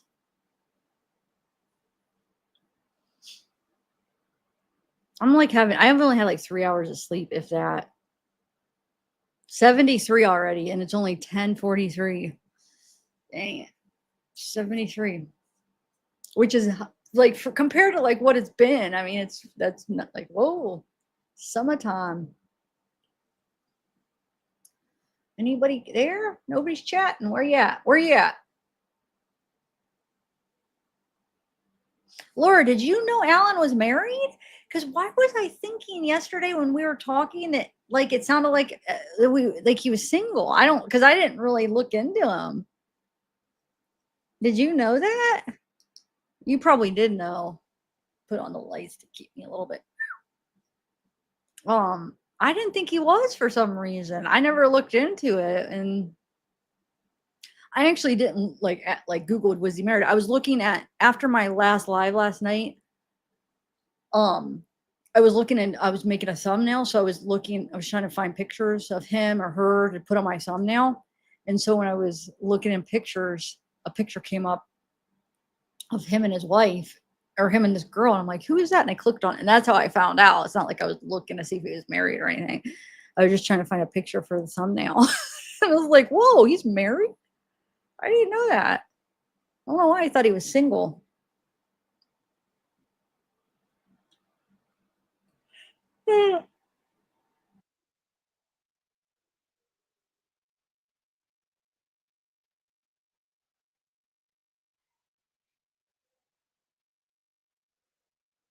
Probably because he was so sweet too. And he was a nice looking guy, but he was probably why he was like so admired or so like women loved him is probably because his personality too. And I'm not saying that because I think he's ugly. I'm saying that women like, you know what I'm saying? He was probably just a sweet guy that people were attracted to that too. You know what I'm saying?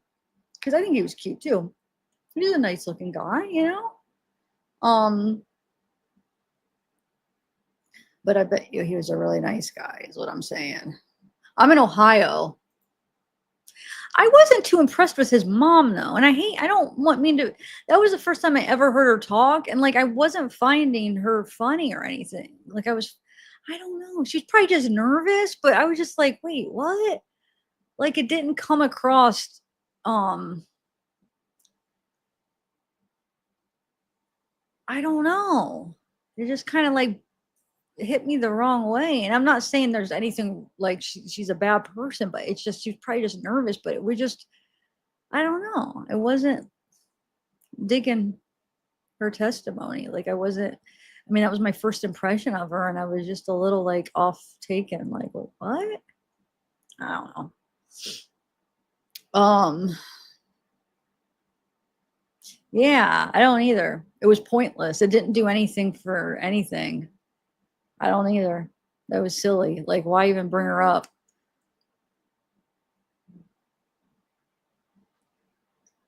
Like, there's a couple jokes that just didn't, like the first one. She's like, "Oh, too long." Like, okay, say that about. I mean, that just it wasn't funny to me about being married. I don't know, but there was other things she said. It was just like, what? Hold on. What was it? They just kind of rubbed me the wrong way. Hold on. I'd have to watch it again. I just was like sitting there like, huh? What is this? What is going on?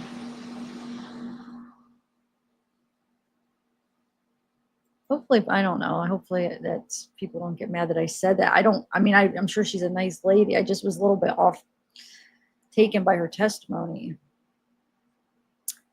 I'm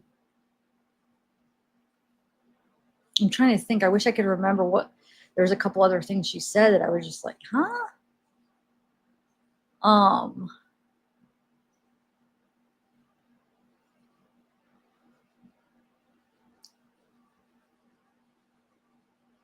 And then I'm confused. Why is she like, why was she acting like,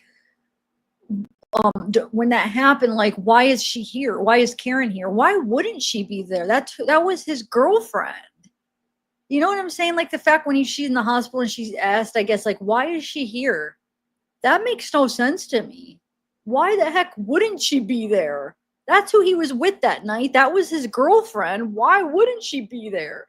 Well, that makes no sense. It's like she must not have liked her. Because, like, why would she already have this negative thing towards her when they didn't know anything that was going on? And she just sees her in the hospital. Oh, why is she here? And then, like, on the phone, why did you leave him at a party? What do you mean? He's an adult. You could, what do you mean leave him? Like he's a kid you left at a party? You left a kid at a party or something? It's an adult. You could leave an adult at a party. You know what I'm saying? I don't know. It was just kind of weird to me. I'm in Ohio, yes.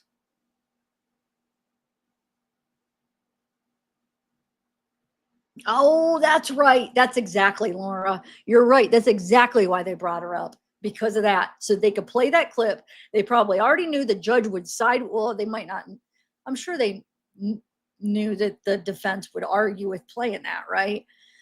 And then she's like, oh, I'll think about it. Like she's trying to be fair. Of course she was going to let her play that. I knew she was going to let him play that. Of course she was.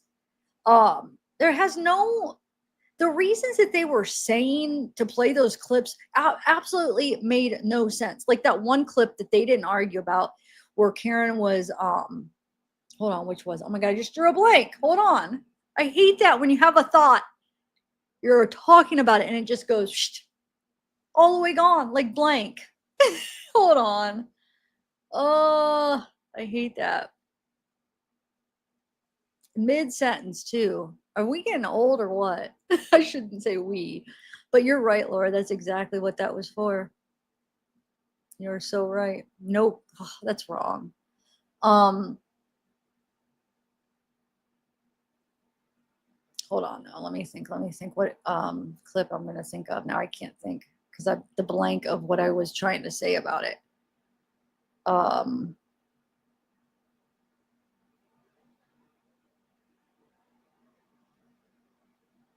Oh, consciousness of guilt. What was it though? Hold on. The clip was, it made no sense. And that's why they're like, we're not going to object because I don't think it made her look bad. And I can't think of what it was. Hold on. It was like, that doesn't mean that. Like, what are you talking about? Hold on. It's on the tip of my tongue. Remind me. It was a clip that they agreed that they could play of Karen. Oh, talking about, oh, I got it. Where she went and picked up her car. So they stopped in. Why is she here? That was at the house too. The house. Or why is she here at the house too, right? Why wouldn't she go? I mean, you know what I'm saying? I just don't understand. Like, that was his girlfriend. But anyway, so she goes and they pick up some stuff and she takes her car. How does that say consciousness of guilt? To me, that's her car. She wants to get her car. So she has her family drive her over, get her stuff that she left at the house because she probably had a lot of her stuff there because she was living there probably part-time, to get some of her belongings and take her car. That's not consciousness of guilt. That's getting her car off their property. Probably also being respectful. So her car is not on in John's driveway. So family could park, and you know what I'm saying? I'm glad they're like, we have no objection. It doesn't even make her look bad. It just makes her look like she's getting her stuff. Like, that makes no sense. I don't know what Brennan's talking about. That doesn't say guilt at all. Like, she's conscious of guilt, like of consciousness of guilt or whatever. Like, that she's, no, how does that mean that? That is ridiculous. So ridiculous. If anything, I feel like that's something that you should do, you know? You're not going to be living there anymore. Like, get the car off your property. So people, like family, everybody's coming over. They need the driveway. People are going to need to park. She's not going to be there anymore. Let's get her property off so they can take care of what they need to with the house. And you know what I'm saying? It's her car. She needs her car. Like, who doesn't need their car? Like, that doesn't make any sense. Did I miss something? Like, that does not make her look bad. So that's why, yeah, he's like, I'm not going to object. Oh, hey, Susan. All right. We see the court of session. Could I see counsel for a minute regarding scheduling, please?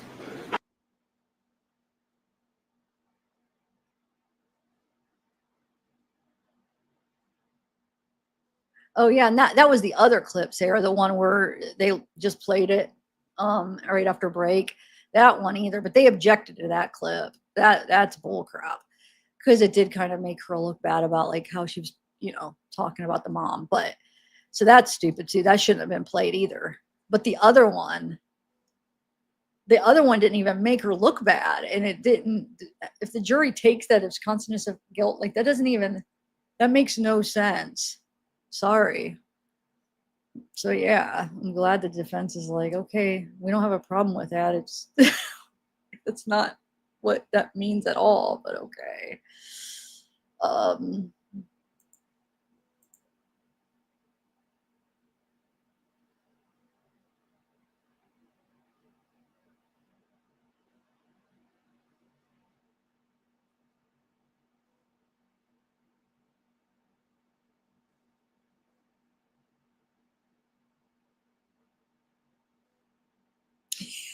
All right, Cassie.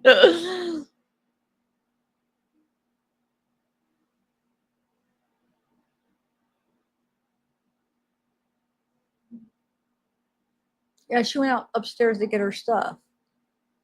But I mean, why is that? I mean, I don't know. Plus, why wouldn't she be welcome over there? Like, everybody else's friends and family were going over. She's his girlfriend. Like, it's just weird that like right away, they looked at her like that. They already formed that opinion like right away that night, basically, almost, right? I don't know. Did they not like her to begin with? I want to know. Maybe the parents didn't really like her.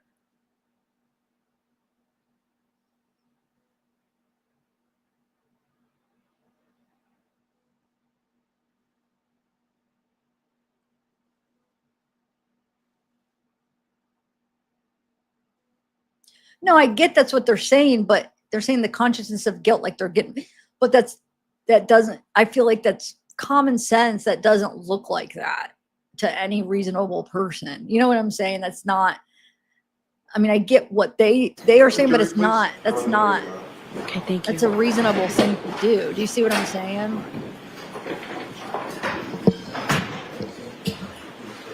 Wonder how many breaks before lunch they're gonna take.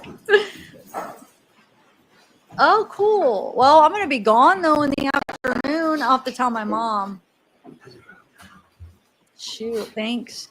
Is it gonna be like now I need to go tell them, or like later today? Shoot, I don't know. All right, the court, please. They'll probably come when I'm gone. Why is that going back to the jury?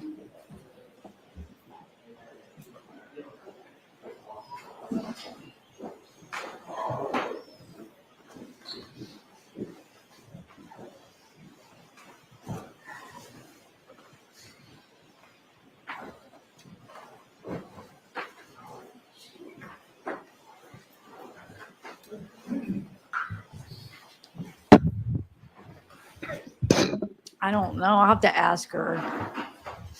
Sometimes she leaves. I don't know. I'll have to see.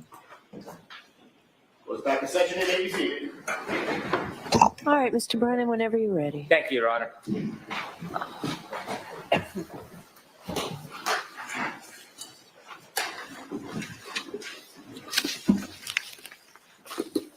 Good afternoon. Just a few more items I'd like you to recognize. Your Honor, may I approach? Yes.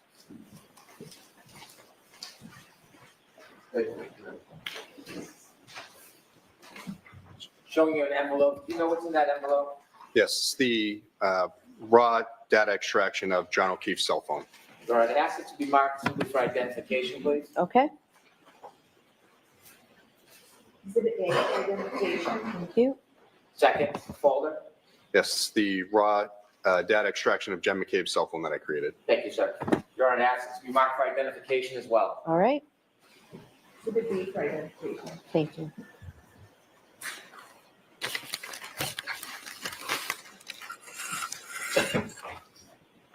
Trooper, you shared with us that you downloaded the extraction of the phones that you identified and you made reports based on specific identified features. For example, a conversation between two people.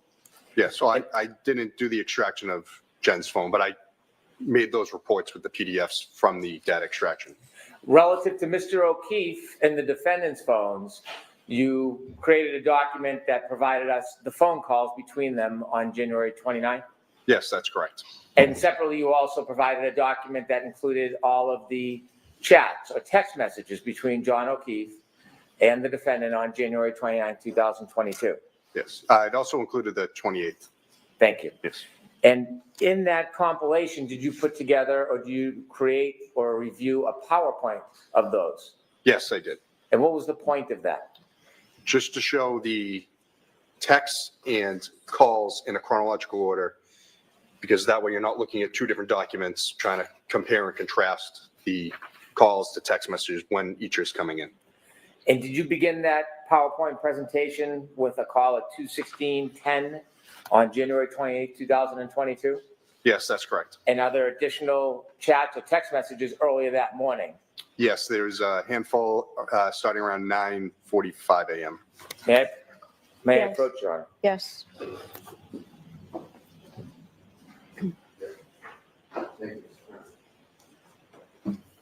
Handing you a folder, sir. Could you take a look at it? Let us know if you recognize what's in it. Yes. So this is the bulk of this is the PowerPoint calls and text messages. And at the beginning, there's the messages from before 2:16 in the morning. I'd like to introduce this as an exhibit, Your Honor. Okay. No objection, Your Honor. All right, thank you. 6:33. For permission, I'd ask the witness to read the text messages from the morning hours, and then we begin the PowerPoint presentation. Okay. Thank you, Your Honor. Do you have a hard copy of those for me? It was provided. I'll see if we have another copy if you don't have it. All right, I have, it's in here, the pre-morning hours. The ones that we discussed at sidebar. If you don't have them, The defense has a copy for you, Your Honor. thank you. Madam? I'm sorry. Thank you, Ms. Little.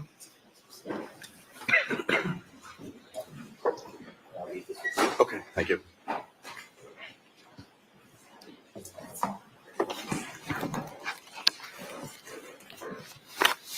May we begin, Your Honor? Please. Could you first read the text messages from that morning to the jury? Yes. Apologize if I misspelled things or state things. Start time, all right. It's a little different than the format I had before. All right, this is from Karen Reed to John O'Keefe. You have really hurt me this time. This was sent at 9:49:20 a.m. on the 28th. From John O'Keefe to the defendant. I'm sorry, this has been an issue with me for 8 years. It physically hurts me to see everyone else in their life do things for them, and I'm forced to always be the bad guy. This was sent at 10:02:56 a.m. on the 28th. From the defendant to John O'Keefe, I'm not the same as everyone else. Most of the time I try to do what is healthy/smart for them. More importantly, I try to support you in what you need. You just lashed out at me and said terrible things. I don't know how you've gotten to this point with me when I'm just trying my hardest. You made your point and continue to beat me down. I have a lot going on too. Physically, I am falling apart and trying to get answers and help. 10:09:49 a.m. on the 28th. From the defendant to John O'Keefe. I am just your girlfriend. I am not a perfect parent. I'm trying very hard and sometimes treat them nothing like I used to. 10:46 a.m. on the 28th. From John O'Keefe to the defendant. I know, I'm sorry for lashing out. I'm just hurting and struggle daily with them. Always feel like I'm failing at this parenting thing. I wasn't built for this. 10:14:12 a.m. on the 28th. The defendant to John O'Keefe. Kaylee isn't perfect, but everything wonderful about her is because of you. 12:21:36 p.m. on the 28th.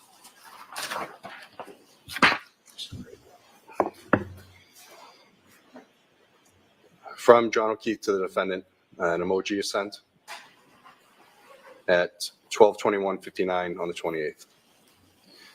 From the defendant to John O'Keefe, it's true, I know she's her mother's daughter, but she wouldn't be so bright and successful if she lived with anyone else. 12:22:51 p.m. on the 28th.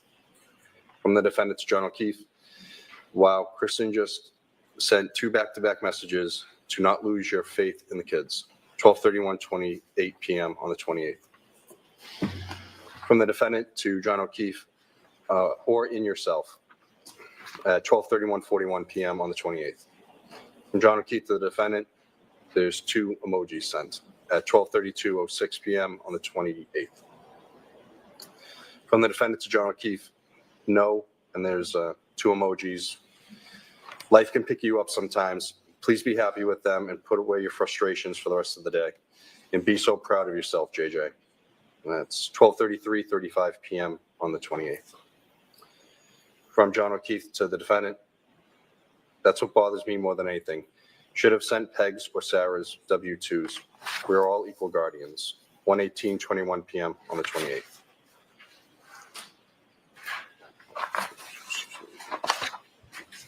From the defendant to John O'Keefe, maybe you can call someone. 1:21:55 p.m. on the 28th. From John O'Keefe to the defendant, like who? 1:46:42 p.m. on the 28th. From John O'Keefe to the defendant, what time are you coming here? 1:47:38 p.m. on the 28th. From John O'Keefe to the defendant, it's another emoji sent, 2:05:30 p.m. on the 28th. From the defendant to John O'Keefe, I don't know what time, feel kind of out of it, just trying to clear my head, 2:06:07 p.m. on the 28th. From John O'Keefe to the defendant, he writes, okay, 2:06:25 p.m. on the 28th. From the defendant to John O'Keefe, text me when you guys settle in later, 2:06:44 p.m. on the 28th. From John O'Keefe to the defendant, sure, 2:06:58 p.m. on the 28th. From the defendant to, oh, no, it's cut off, yes, sir. Yeah. May I approach, Your Honor? Yes.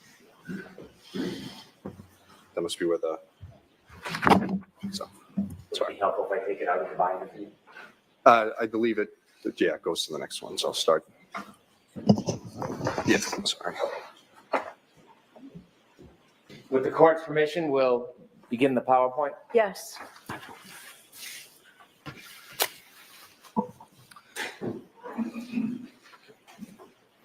At your leisure. Okay. The phone calls, text messages, and then we'll start with the first slide. This is from the defendant to John O'Keefe. I feel pretty shitty about how this morning went down. I know you said sorry, but it really stung, especially when I've been trying pretty hard lately. I feel like a loser turning around, just coming back over after everything you said. 2:16:10 p.m. on the 28th. From John O'Keefe to the defendant, not sure what you want me to do. I said I'm sorry and I was out of line. If you prefer to stay home, I totally get it. 2:17:16 p.m. on the 28th. From the defendant to John O'Keefe, things in my own life have been difficult too, you know. 2:17:33 p.m. on the 28th. From John O'Keefe to the defendant, I know. 2:17:40 p.m. on the 28th. At 2:17:45 p.m., the defendant calls John. The phone call is answered and they speak for 2 minutes, 22 seconds. 2:23:02 p.m., the defendant calls John. That's again answered. At 1:00, and they speak for 1 minute, 2 seconds. At 2:24:17 p.m., the defendant calls John and the call is rejected. From the defendant to John O'Keefe, tell me if you're interested in someone else. Can't think of any other reason you've been like this. 2:25:18 p.m. on the 28th. From John O'Keefe to the defendant, nope. 2:25:33 p.m. on the 28th. From John O'Keefe to the defendant, things haven't been great between us for a while. Ever consider that? 2:26:03 p.m. on the 28th. At 2:28:40 p.m., the defendant calls John. That call is rejected. Mr. Greeno, can you explain to us the difference between not answered and rejected? Yes, so if the call is not answered, that means the call rang out and goes to voicemail. If the call is rejected, that is someone actively hitting the send to voicemail button to disable the call, to stop it from ringing. From John O'Keefe to the defendant, kids are here, not in the mood to talk. 2:29:03 p.m. on the 28th. From the defendant to John O'Keefe, so you're not into it anymore. That's fine, but I don't want to keep trying and you keep treating me like this. 2:29:12 p.m. on the 28th. From the defendant to John O'Keefe, I'm trying to hug and kiss you this morning and you whack me in the face with a pillow. 2:29:59 p.m. on the 28th. From the defendant to John O'Keefe, last night you're basically like, yeah, what about when we talk about the future? So why don't you just admit you're not into so much anymore? 2:30:23 p.m. on the 28th. From John O'Keefe to the defendant, not how it went down, but okay. 2:30:26 p.m. on the 28th. From the defendant to John O'Keefe, can you please admit your head is out of the game with us? 2:30:52 p.m. on the 28th. John O'Keefe to the defendant, sick of always arguing and fighting. It's been weekly for several months now. So yeah, I'm not as quick to jump back into being lovey-dovey as you apparently. 2:32:28 p.m. on the 28th. At 2:32:47, PM, the defendant calls John. That call is rejected. John O'Keefe to the defendant, OMG, stop calling, 2:32:54 PM on the 28th. From the defendant to John O'Keefe, then why would you start with me this morning, 2:32:58 PM on the 28th?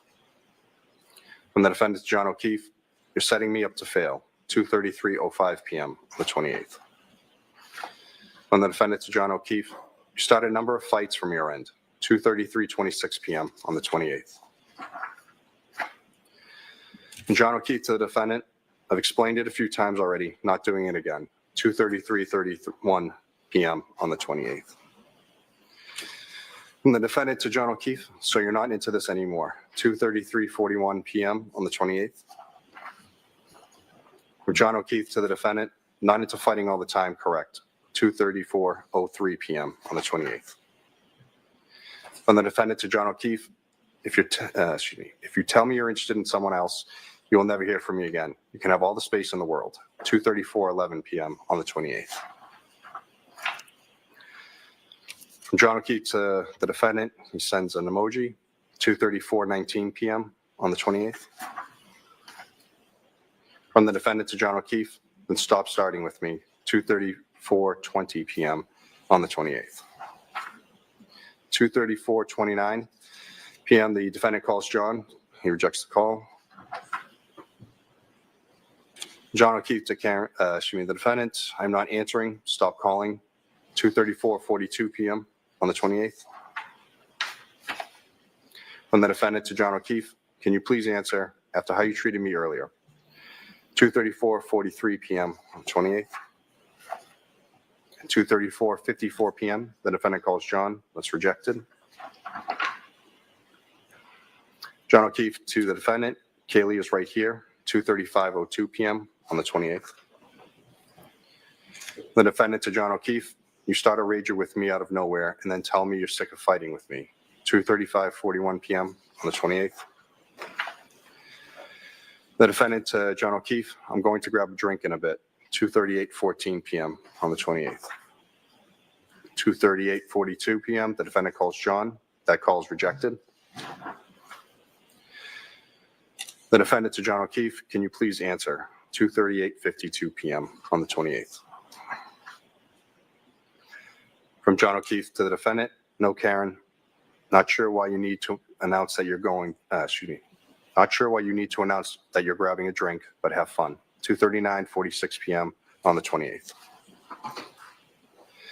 From the defendant to John O'Keefe, seeing if you want to meet me later, 2:40:22 PM on the 28th. From the defendant to John O'Keefe, can you please call me? 2:40:32 PM on the 28th. From John O'Keefe to the defendant, have to take them to the doctor, he has practice, 2:40:55 PM on the 28th. From the defendant to John O'Keefe, yeah, 5 minutes, 2:41:17 PM on the 28th. At 2:43:01 PM, the defendant calls John. It's not answered. At 2:43:45 PM, the defendant calls John. The call is rejected. John O'Keefe to the defendant, my father just walked in, 2:43:58 PM on the 28th. The defendant to John O'Keefe, okay, can you please call me for 2 minutes? 2:44:14 PM on the 28th. John O'Keefe to the defendant, not right now, 2:44:23 PM on the 28th. The defendant to John O'Keefe, I'm there when anyone else needs me, 2:44:26 PM on the 28th. At 2:45:32 PM, the defendant calls John. The call is rejected. The defendant calls Mr. O'Keefe. Yes, John, you gave me utter grief this morning. I'd like you to call me for a minute. 2:46:16 PM on the 28th. The defendant to John O'Keefe, I've been trying to get over the hump with is arguing, and now you tell me you're not into doing things, and you don't want to fight weekly, but fly off the handle at 8 a.m. with me, like you're setting me up to fail. 2:47:08 PM on the 28th. The defendant to John O'Keefe, I've been dealing with my own personal crisis over things I have zero control over. I'd like to lean on you too sometimes. Instead, I just hear everything I've done wrong. 2:48:34 p.m. on the 28th. At 2:56 p.m., the defendant calls John. The call's rejected. At 2:51:13 p.m., the defendant calls John. It's rejected. 2:52:37 p.m., John calls the defendant. It's not answered. At 2:53:56, the defendant calls John. Again, not answered. The defendant, John O'Keefe, you seriously cannot pick up the phone for 2 seconds. 2:54:13 p.m. 2:58:05 p.m., the defendant calls John. It's rejected. At 2:59:13, John calls the defendant. The call is answered and they speak for 4 minutes, 59 seconds.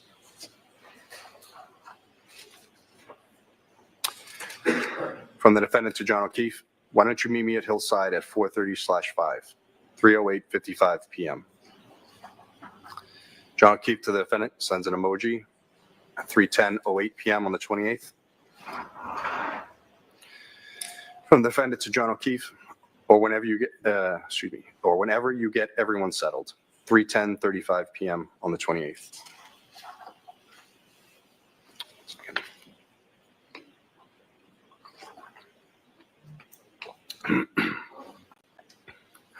From John O'Keefe to the defendant, like I said, doctor now, and he has practice till 6. If you want to go start drinking, then go for it. 3:36:21 p.m. on the 28th. The defendant to John O'Keefe, I didn't know the times of his practice. 3:36:40 p.m. on the 28th. The defendant to John O'Keefe, I just want to give you space at the house without me there. So rather meet you out than meet at the house. 3:37:01 p.m. on the 28th. John O'Keefe to the defendant, yeah, well now there's a 72-year-old taking up shop on my couch. 3:37:36 p.m. on the 28th. The defendant to John O'Keefe, yeah, that too. 3:37:46 p.m. 28th. From the defendant to John O'Keefe, is he going to Collins? 3:38:23 p.m. on the 28th. John O'Keefe to the defendant, not tonight. 3:38:32 p.m. on the 28th. From the defendant to John O'Keefe, so do you plan on going out tonight? 3:39:01 p.m. on the 28th. From John O'Keefe to the defendant, Karen, I don't know. 3:39:17 p.m. on the 28th. John O'Keefe to the defendant, you're like jonesing to drink, so go. 3:39:43 p.m. on the 28th. From the defendant to John O'Keefe, okay, well, after how this morning went down, I don't think I need to be back over there with you. Get frustrated at how I am with the kids. Has nothing to do with drinking. 3:40 p.m. on the 28th. From the defendant to John O'Keefe, I am paranoid now that everything I do with them is problematic. So rather see you for a minute without it, kids around. 3:40:24 p.m. on the 28th. From John O'Keefe to the defendant, what's your plan? At 4:47:16 p.m. on the 28th. From the defendant to John O'Keefe, don't have one. 4:50:09 p.m. on the 28th. For John O'Keefe to the defendant, so still home. 4:50:26 p.m. on the 28th. The defendant to John O'Keefe, yes. 4:50:45 p.m. on the 28th. From John O'Keefe to the defendant, we just got home, waiting to see what Papa decides here, or else I have to get Patrick at 6. 4:59:45 p.m. on the 28th. The defendant, John O'Keefe, okay. 5:01:55 p.m. on the 28th. John O'Keefe to the defendant, so are you staying home or coming here? 5:02:23 p.m. on the 28th. From the defendant to John O'Keefe, waiting to see what you end up doing. I don't want to hang out at the house too much, like I said. 5:03:40 p.m. on the 28th. From the defendant to John O'Keefe, I think it's clear me around with the kids. around is slowly killing our relationship, and our relationship is much more important to me. 5:04:16 p.m. on the 28th. John O'Keefe to the defendant. Well, there's a blizzard coming, so we'll be inside all weekend. 5:04:19 p.m. on the 28th. The defendant to John O'Keefe. It will be over by noon tomorrow. 5:04:44 p.m. on the 28th. John O'Keefe to the defendant. Don't think so. 5:05:27 p.m. on the 28th. The defendant to John O'Keefe. I don't want to keep having this constant conflict of the dynamic of the four of us. The harder I try, the more it kills our relationship as a couple. It feels like utter shit to be in that position. Rather just meet you out for drinks when you figure out what your night looks like. 5:06:45 p.m. on the 28th. John O'Keefe to the defendant. Well, I have no idea what's going on, so do what you want. 5:07:34 p.m. on the 28th. John O'Keefe to the defendant. Need to figure out what everyone here is doing. All I know now is Madeline is coming over. No clue about Patrick yet, or if Papa is planning on hanging it for a few more hours. 5:09:29 p.m. on the 28th. From the defendant to John O'Keefe. Okay, well, when you know the story, and if you want me to come up, let me know. 5:12:36 p.m. on the 28th. John O'Keefe to the defendant. No, Karen, you decide what you want to do. 5:13:18 p.m. on the 28th. From the defendant to John O'Keefe. I know your heart isn't in this anymore. I felt it for a while, and especially lately. I'm willing to try more, but not if you approaching the point of indifference. If you want me to come up and you can head out for a while, then say so when you know what your father is doing. 5:14:23 p.m. on the 28th. John O'Keefe to the defendant. You come up and I head out. Really? Emoji.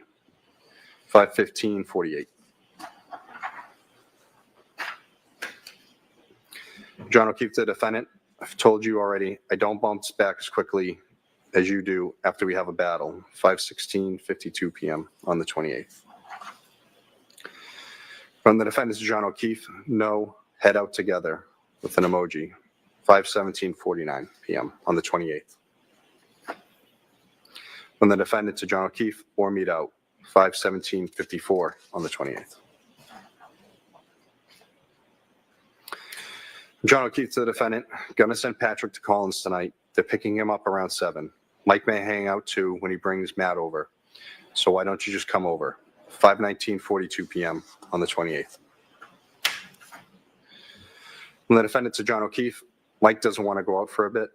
5:20:20 p.m. on the 28th. From the defendant to John O'Keefe.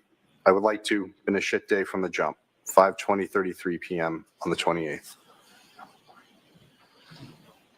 From John O'Keefe to the defendant. Probably 5:20:39 p.m. on the 28th. From John O'Keefe to the defendant. I just got sober an hour ago. 5:20:56 p.m. on the 28th. From the defendant to John O'Keefe. I'll text you. Hang with Mike for a few. I don't need to butt in. Text me if/when you think you may head out. 5:25:12 p.m. on the 28th. From the defendant to John O'Keefe. Can you send me Tim Zoll's contact info, please? 5:26:38 p.m. on the 28th. John O'Keefe to the defendant. I paid the last bill. 5:27:08 p.m. on the 28th. From the defendant to John O'Keefe. You didn't have to do that. Thanks. 5:27:43 p.m. on the 28th. From the defendant to John O'Keefe. Are you really not going to accept my friend request? 5:32:33 p.m. on the 28th. From John O'Keefe to the defendant. An emoji. On what? FB. 5:33:01 p.m. on the 28th. From the defendant to John O'Keefe. Yeah, we've been going out for 2 years. 5:33:20 p.m. on the 28th. John O'Keefe to the defendant. I haven't gone on. You defriended me over a year ago, I believe. 5:33:48 p.m. on the 28th. From the defendant to John O'Keefe, Kerry texted that they're headed out in a bit. 6:05, 29 p.m. on the 28th. From John O'Keefe to the defendant, okay, 6:14, 55 p.m. on the 28th. From the defendant to John O'Keefe, she's going to let me know where. 6:17, 51 p.m. on the 28th. From John O'Keefe to the defendant, so you're going to meet them. 6:18, 12 p.m. on the 28th. From the defendant to John O'Keefe, just presenting it as an option. Wouldn't mind hanging out with them for a drink. 6:19 p.m. on the 28th. Sorry.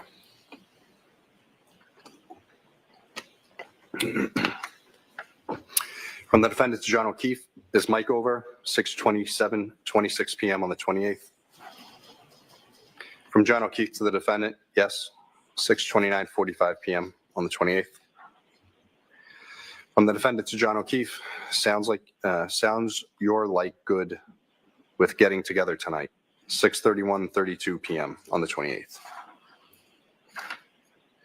From the defendant to John O'Keefe, was hoping after this morning you'd be interested in smoothing things over with me. 6:32, 24 p.m. on the 28th. John O'Keefe to the defendant, told you to come over, but you insisted on meeting me out somewhere. 6:33, 44 p.m. on the 28th.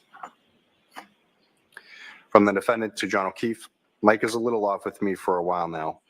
I've said that multiple times. 6:34, 34 p.m. on the 28th. From John O'Keefe to Karen, the defendant, time to get over it, Karen. He's fine. He was fine the other night when he came by. 6:38:09 p.m. on the 28th. From the defendant to John O'Keefe, yeah. Where are you meeting them? 6:39:28 p.m. on the 28th.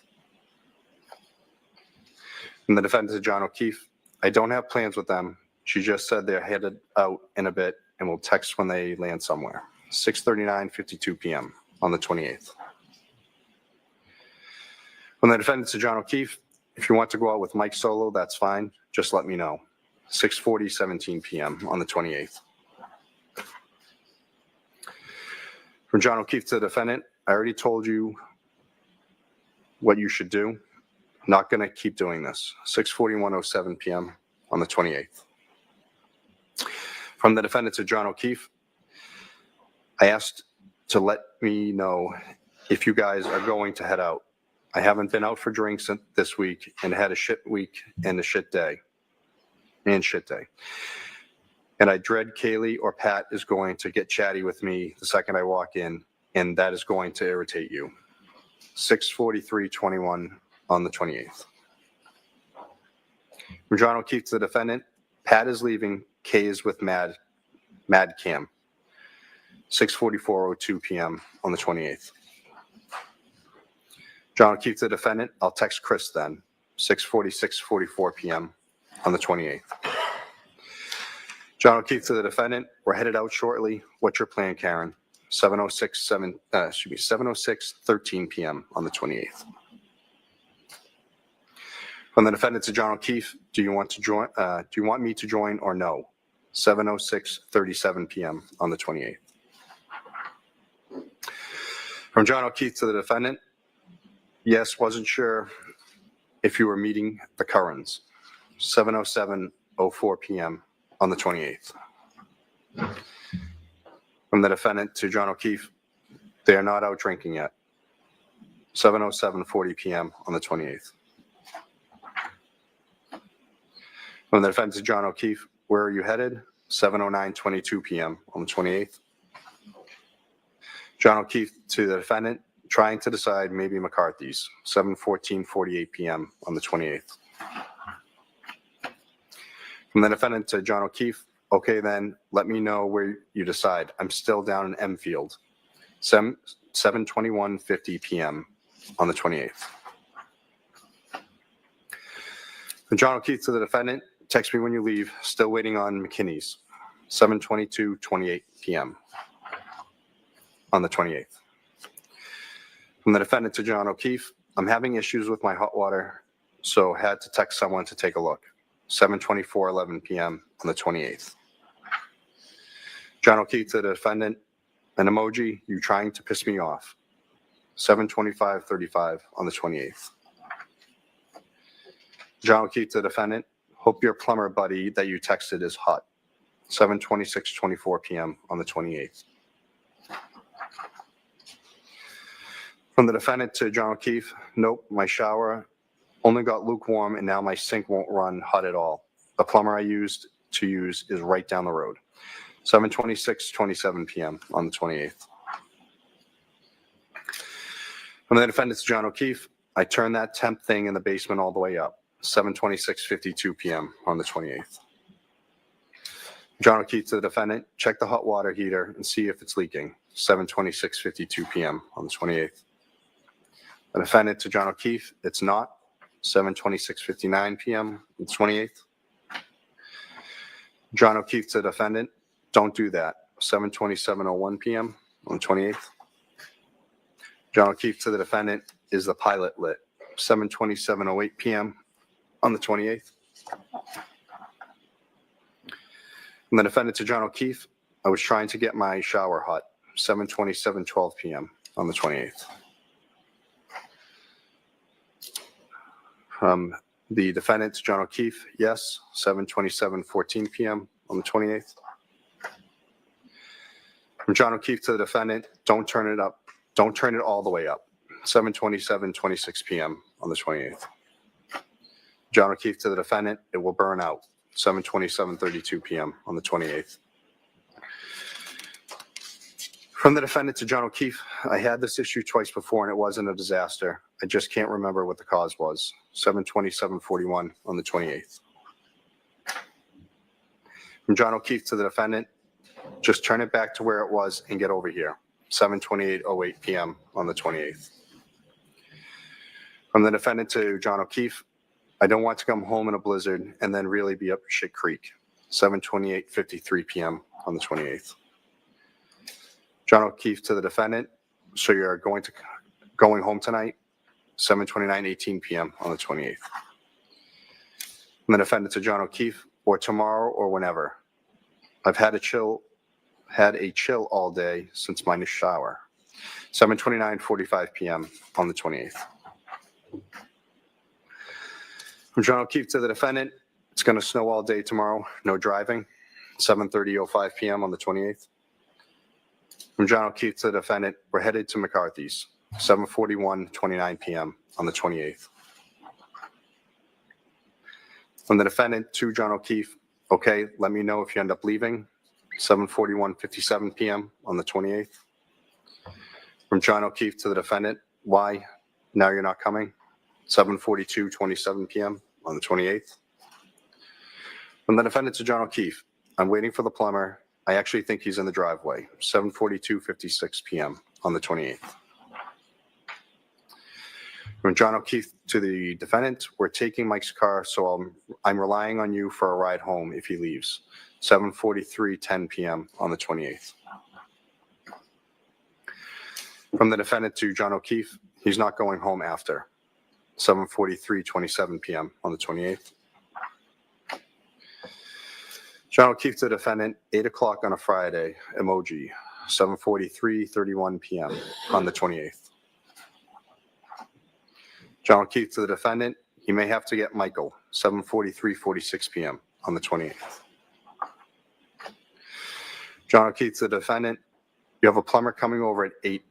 Knowing me and Papa could have handled it. Good luck. 7:44:36 p.m. on the 28th. From the defendant to John O'Keefe, I have always told you I will not put either of you out of your way the way everyone else in your life does. I knew it wasn't working right when you were at the doctor's with Kaylee, and I knew neither of you could get here. And this guy, Richie, fixed it last time, whatever it was. He was supposed to be here at 5, 7:48:01 p.m. on the 28th. From the defendant to John O'Keefe, if it's not a quick fix, I'll tell him to forget it. 7:48:20 p.m. on the 28th. John O'Keefe to the defendant, If you need a new water heater, don't let him do it. 7:55:04 p.m. on the 28th. I just want to make sure nothing is wrong / will go wrong with when I'm not home. 7:55:44 on the 28th. From the defendant to John O'Keefe, he's not a scammer. Half the quick stuff he doesn't even charge me for. 7:56:06 p.m. on the 28th. From the defendant to John O'Keefe, he just put the toilet seats on crooked. 7:56:28 p.m. on the 28th. John O'Keefe to the defendant, status 8:09:02 p.m. on the 28th. From the defendant to John O'Keefe, still here with an emoji, 8:09:18 p.m. on the 28th. O'Keefe said he's got to go to HD and probably be back mañana. 8:23:56 p.m. on the 28th. From John O'Keefe to the defendant, so 8:24:43 p.m. on the 28th. From the defendant to John O'Keefe, an emoji, 8:25:02 p.m. on the 28th. From the defendant to John O'Keefe, just trying to figure out if I need to be here, 8:25:51 p.m. on the 28th. From John O'Keefe to the defendant, what does it need? 8:26:01 p.m. on the 28th. From the defendant to John O'Keefe, I don't know. He showed me some pieces that was all rusted.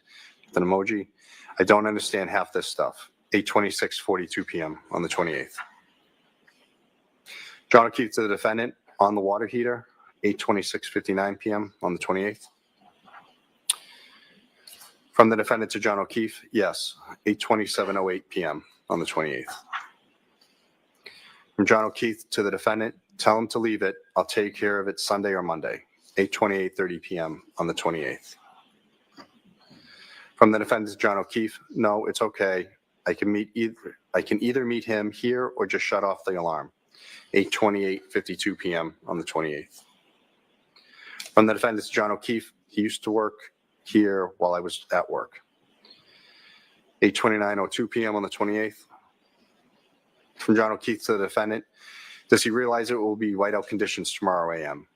8:29:32 p.m. on the 28th. From the defendant to John O'Keefe, yeah, but he lives right down the road. 8:29:47 p.m. on the 28th. From John O'Keefe to the defendant, Karen, the storm is going to be intense. Can't drive. 8:30:19 p.m. on the 28th.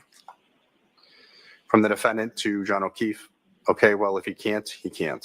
8:30:36 p.m. on the 28th. John O'Keefe to the defendant, I'll do it Monday. 8:30:56 p.m. on the 28th. From the defendant to John O'Keefe, I better not still have this problem on Monday. 8:31:22 p.m. on the 28th. From John O'Keefe to the defendant, you plan on being there. 8:31:43 p.m. on the 28th. From the defendant to John O'Keefe, I'd to know I can take a hot shower here if I need to. 8:32:14 p.m. on the 28th. From John O'Keefe to the defendant, figured you'd be in Canton until Monday.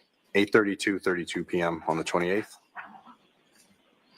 From John O'Keefe to the defendant, I'm getting off my phone. Let me know what you're doing. 8:32:54 p.m. From the defendant to John O'Keefe, I think the four of us together is toxic to this relationship. Would like to limit it. 8:33:16 p.m. on the 28th. From the defendant to John O'Keefe, you said so yourself for probably a year now. 8:33:52 p.m. on the 28th.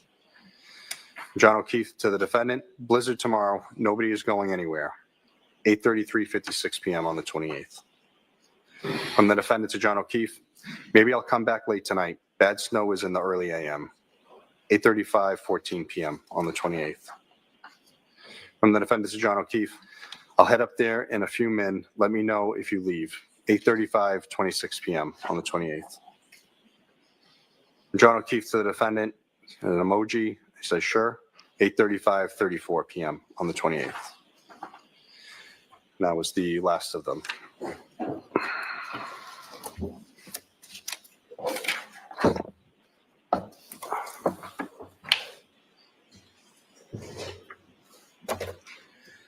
We're almost done, sir. And you can feel free to stand. Okay, thank you, Your Honor.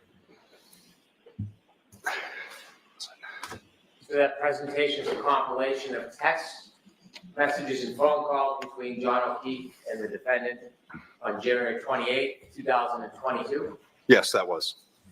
Aside from that compilation, are there other text messages and phone calls that you've reviewed between John O'Keefe and the defendant that evening, January 28, 2002, going into past midnight, January 29, 2022?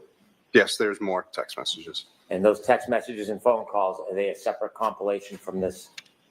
Yes, that's correct. All right, this time I'd ask us to release Trooper Guerrino and recall him at a later date. Yes. All right. There's no objection, Mr. Alessi, correct? No objection, be subject to revenge. Yes. All right. Thank you very much, Trooper. We'll see you another time. Thank you, Your Honor. Please leave it. Is this the time for me to see counsel at sidebar? Okay. Your Honor, may I? Yes. Your Honor, I'm going to introduce exhibits or clips 7 through 11.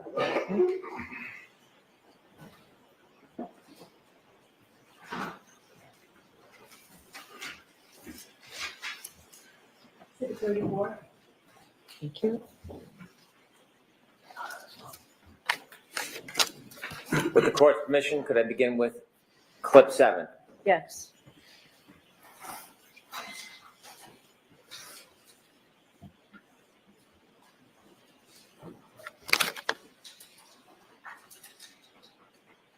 When you walked out of the bar, how many drinks had you had? I had probably about 4, and not 4 that I completed either. I didn't drink maybe more than a few sips at the waterfall. And 4 drinks you felt fine to drive? Yep. Clip 8, please. Okay.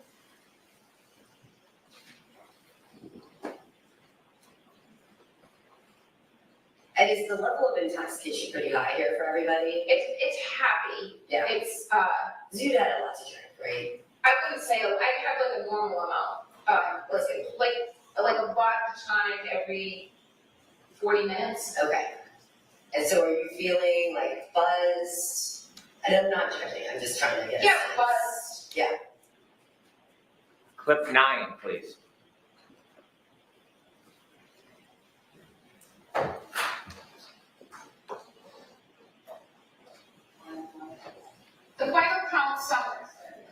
The final count of my alcohol intakes, probably about 5 or 6 or 4. The drinks that they were pouring me at McCarthy's, which is where I consumed most of the alcohol, was the weakest vodka tonic. It tasted just like old soda water with lime. Not that I need it to be a martini, but it might have had a splash of vodka in it. So I said, John, this drink tastes like it has no vodka in it. He said, just get a shot and mix it yourself. So each drink was being counted as a double. So I would get a vodka tonic and then I would pour a shot into it. So that would count as 2. Frankly, it just felt like a regular cocktail. It was just a really weak pour. So I asked for a shot. So for my taste, it just tasted like that's the normal strength of what a drink should be. So I had maybe 2 or 3 that are being counted as 4 and 6. And I don't know. I felt fine. I felt like I was buzzed. And then there was one drink, the last one that was given to me, which I would have counted as 3, but they're counting as my 6th cocktail. The guys that we were with brought around shots, and they gave me one that I didn't drink, but I poured it in my drink. So that's now my 5th and 6th drinks, with the 7th, which is a shot that all the men did, and I poured it. So that one glass that I'm holding, that I go into the waterfall with, has 3 drinks in it, a vodka tonic and 2 shots. And which is why John said to me, you're not leaving that drink here, like you haven't touched it and just poured a bunch of vodka. He's like, just take it with you, which was something he always did. So then I go into Waterfall and I put that drink down and I socialize most of the time. So that would have been my 5th, 6th, and 7th drinks. Then John orders me a drink at the Waterfall that I don't drink, that he takes with him.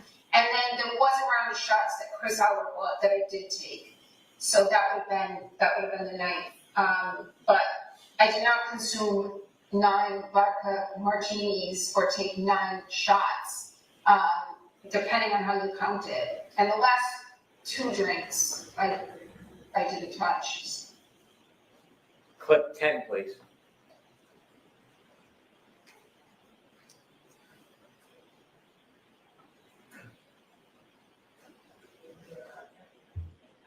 And I'm not as clear as I would be if I hadn't been drinking.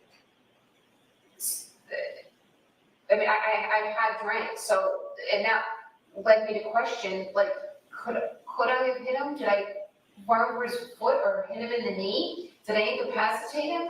I mean, I always drive with my music blasting ever since I was 16. And I know when John got out of the car to go into Fairview, I know my car was blasting because when I got in it the next morning to go look for him, I had to immediately turn it down. And I don't know, it's stormy. I have had a few cocktails. I didn't black out, but I wasn't as lucid as I would have been if I had gone to bed at 9 and drank a tea. But so I was fuzzier than I would have been if I had had no alcohol. Clip 11, please.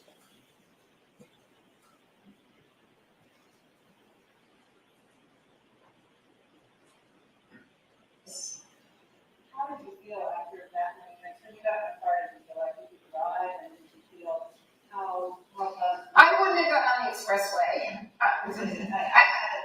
I wouldn't have gotten on the expressway at 12:15 on January 29th. I mean, it was quiet. The roads were very quiet. You can see it on the videos.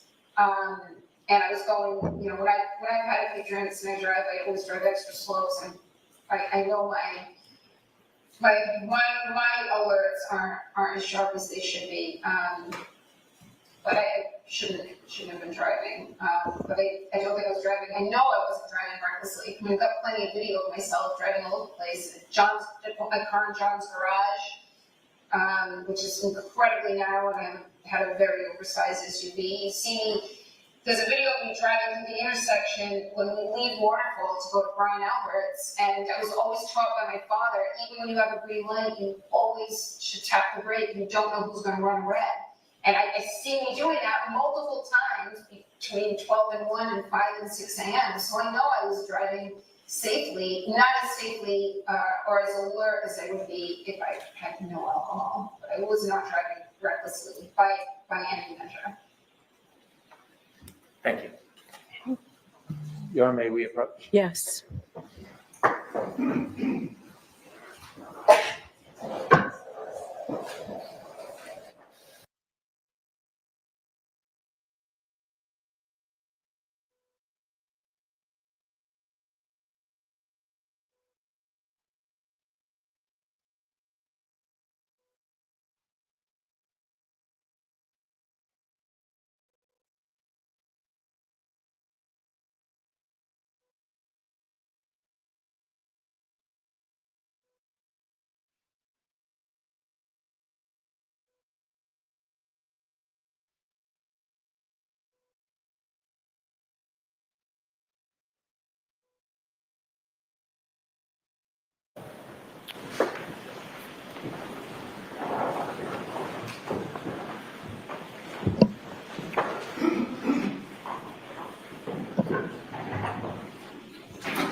All right, jurors, there was some confusion with counsel regarding witnesses. So those are the witnesses for today, so we're done for today. Counsel assures me that won't happen again, but more importantly, we're on track. We're on schedule, not going for the rest of the day, won't interfere with our schedule at all. It looks like it's, I can't tell with all the curtains here, but it looks like it's a beautiful day. You'll have a nice afternoon. Tomorrow we'll be going on a view. So for that, we're comfortable clothes. We'll be walking around a little bit. We'll be going by bus, and I'll have more instructions for you tomorrow morning. But please follow those instructions. Do not discuss this case with anyone. Don't do any independent research or investigation into this case. If you happen to see, hear, read anything about this case, please disregard it and let us know, and we'll see you tomorrow morning. Remember, tomorrow's a half day. All rise for the court, please. Close your notebooks and follow me.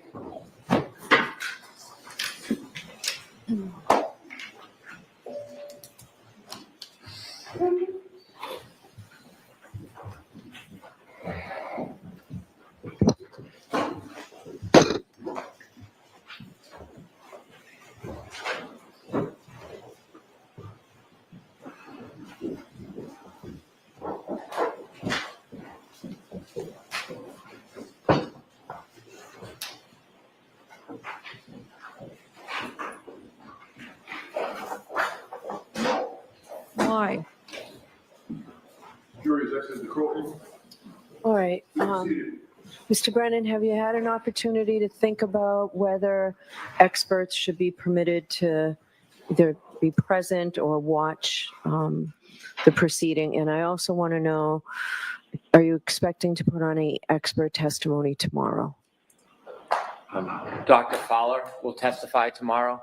I think that should be considered expert testimony. He provides the procedures and protocol for the testing of blood serum. Okay. So I think he's technically considered an expert, although one of the briefer ones. All right. Does the defense want an expert to be able to watch that? All right. So I know we've had a lot going on this morning. Do you want to address this tomorrow? When do you want to address whether experts should be present? I can address it tomorrow morning. I can consider. All right. We'll do that. And have you talked about who you all mean? Like, do you all know who you want to have exempt from the sequestration order? We haven't got to that detail. I'm sure they have in mind who they want. I haven't gotten to that point yet. All We right. can have that discussion so that we can present it tomorrow what my position is and address the court on the witnesses. Sure, we can do that. And then I know you said that you've got an agreement that you'll provide witnesses or a list of witnesses in advance to defense counsel, and I'm sure you'll provide witnesses in advance to Mr. Brennan. Include me on that, please. I'd just like to know who's coming up the next day because I have to prepare as well. Happy to. Thank you. Okay? All right, so we'll see you tomorrow morning. Thank you again. All rise.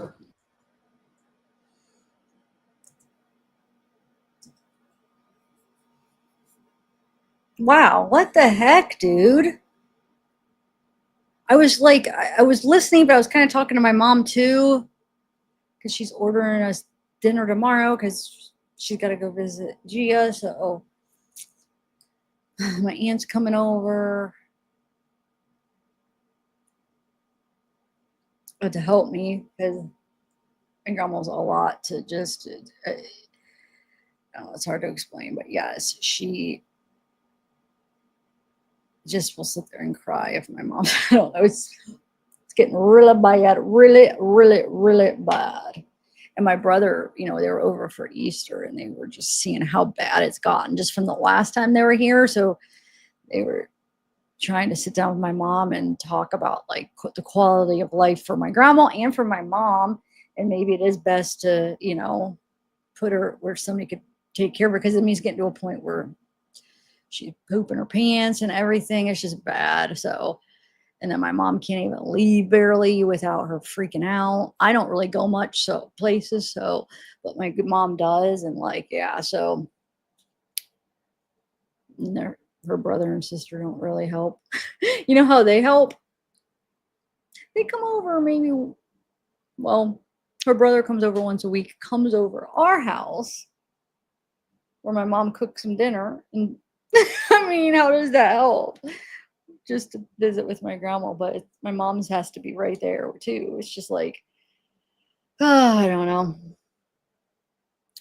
But yeah, so it's like to a point where we might have to do that. Because I mean, even both of our qualities of life, and then my grandma's, I mean, it's crazy. But anyway, my point is, my aunt is coming over. So once in a while, my mom will ask one of them to come over, but not that often.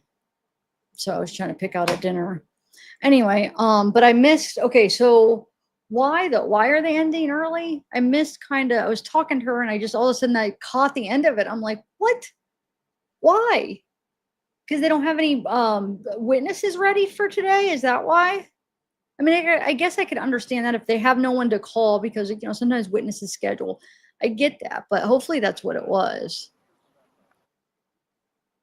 I know, that's what we were telling her. That's what my dad, we're trying to. It's like, she can't do anything. Like, we can't ever, like, sometimes it's like, I want to, let's go to New York, Mom, or like, she loves New York, or like different places. Oh, I can't whenever, grandma,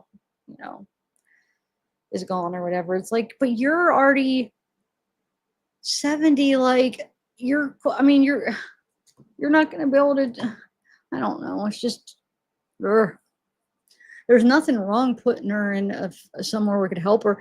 My grandma put her mom in one, like some kind of a place where they took care of her. She did it to her mom. Anyway, I've been for it, but it's my mom that's just, anyway. Yeah, that's true. But they showed those it was the last trial. It was probably, obvious they were going to show them. I think I need to watch that part again because I kind of zoned out. I had read those text messages in a lie, but not all of them. There's more on this than the ones that that were on Reddit that I was reading the other night. I almost want to listen to that again, maybe on my way to my appointment, to see, to kind of listen. Yeah, it doesn't make her look, but it doesn't make her look guilty. But I get it. It doesn't make her look that good because it does make her look like kind of, yeah, I guess like somebody said desperation and like, he's like kind of one's out. You could feel it, the mood in the text, and she's, you can almost sense that it sounds like, they argue a lot. Maybe, I don't want to put a blame on who, because there's always two sides of the story. It's hard to tell, but maybe it comes across as maybe she causes a lot of it or whatever, and he's just tired of it, and they're not happy, and he wants to kind of move on, and she doesn't, and I don't know.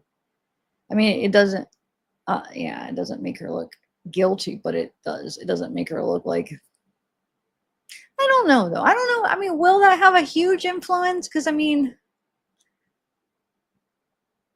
gotta listen to him back because I was my cramps started coming on a little bit on that, and and then I was chatting a little bit, and I kind of didn't get to absorb all those. So I'm gonna watch him back. I'll let you know my thoughts tomorrow on that after I watch it back. I know the ones that I had read on my live. That's what I'm thinking about because I actually absorbed those because I read them. Those made her look, not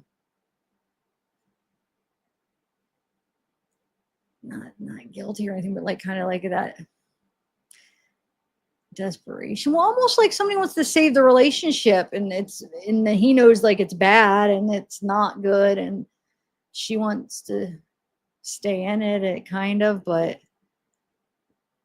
let's just wait. I'll wait see if we watch him coming out.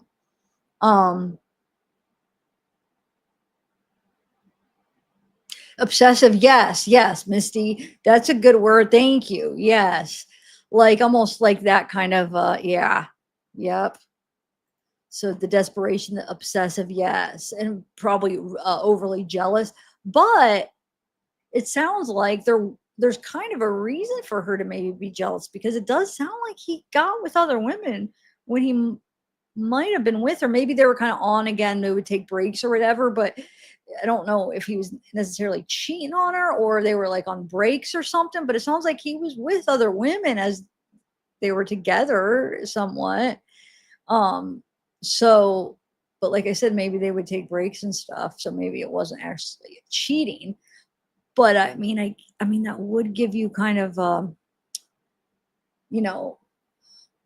almost a reason to have that jealousy. But I don't know the whole story. I'd have to know both sides. and like really know it, and we'll never know just from text messages and stuff. But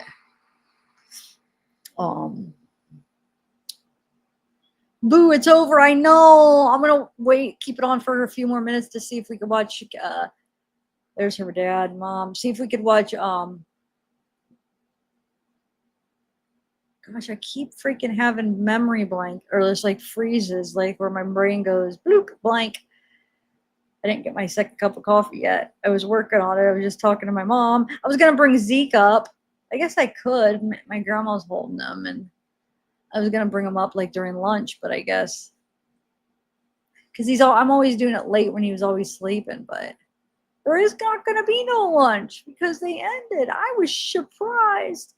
Dang it, though. That sucks. I only got 3 hours of sleep for what? Like 1 week. I mean, there wasn't really much. Kind of upset a little bit. I could have like slept more, and then now my whole day I'm gonna be tired. Instead, I could have I wish today was the day I skipped and yesterday was the day, because yesterday was a good day at court. And then I wouldn't be tired all day, but now I'm probably gonna be tired all day. Dang it. Why did she do that, Bev? I'm mad. Gosh. Well, hopefully I won't be too tired and I actually can get some work done, editing and stuff. But I don't know. Sometimes if I'm too tired, I'm like over here falling asleep at my desk. I feel pretty good right now, though. All right, let me go get Zeke real quick. Hold on.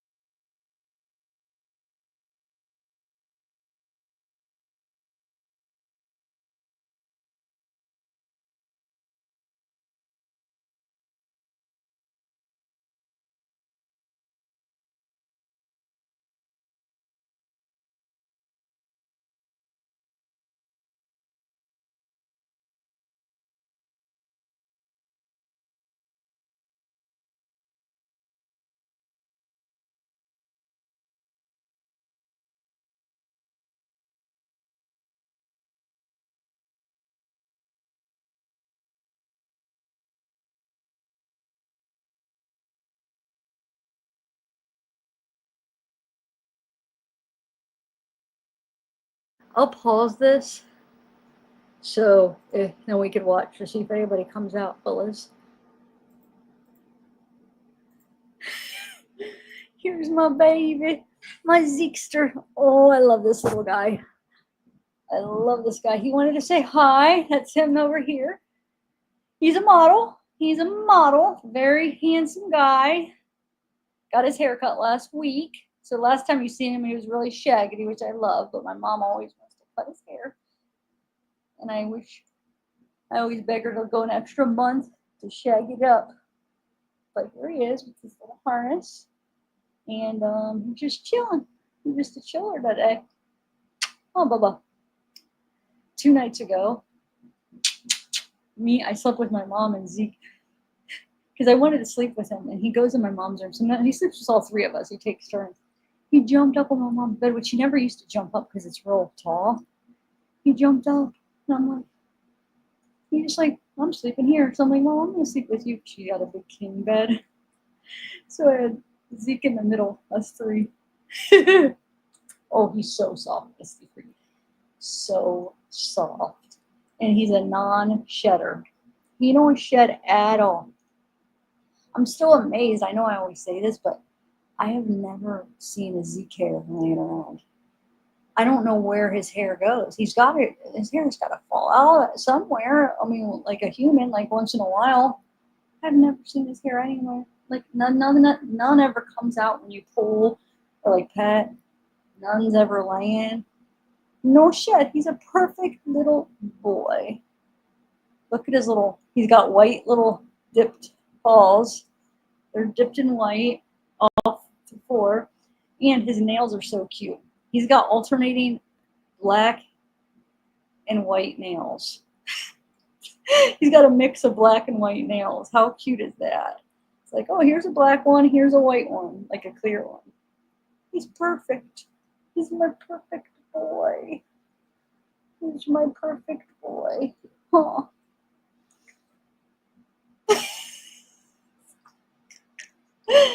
He's 8 years old. He's getting old. Makes me very sad because I don't want him to get old because he's too cute. He's a single. If anybody has any female dogs that need a boyfriend, he would make a very cute boyfriend. He's a very romantic guy. He'll buy her bones and treats. I'm being silly. But he's a good one. I love him so much. He's so cuddly too. He's like the most cuddly boy in the world. Huh, Bubba? He's my cuddle boy.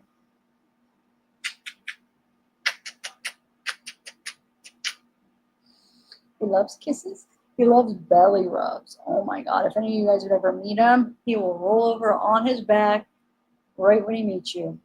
Smart boy. He knows, hey, I'll get as many belly rubs as I can. I wish we could do that. Just like kind of roll like on our stomach and be like, massage. Give me a back massage. That's what it means when people just start massaging you. You know what I'm saying? Like, oh, okay, how cute. I'll give you a massage. As you like meet somebody, oh, thanks. I'm being silly. So cute. His name is that on me. Anyway, guys, I'll see you. Oh, I'll play this for it. See, now I can fast forward it to see if Karen comes out or whatever. I'll see you guys at like 10:30 tomorrow. We're gonna start late so we could fast forward it. So if you guys, these 40 people, if you start watching it on time, then you're not gonna want to rewatch it again, and then I won't have anybody to watch it with. So maybe wait, sleep in, and then watch it with me. Susan, yeah. Isn't his ear so cute? Okay, baby. I'll put you down, baby. Okay. Hold on one second. Oh, I love him. He's so cute. They do. They do. He's so freaking cute. Okay, let me see if. All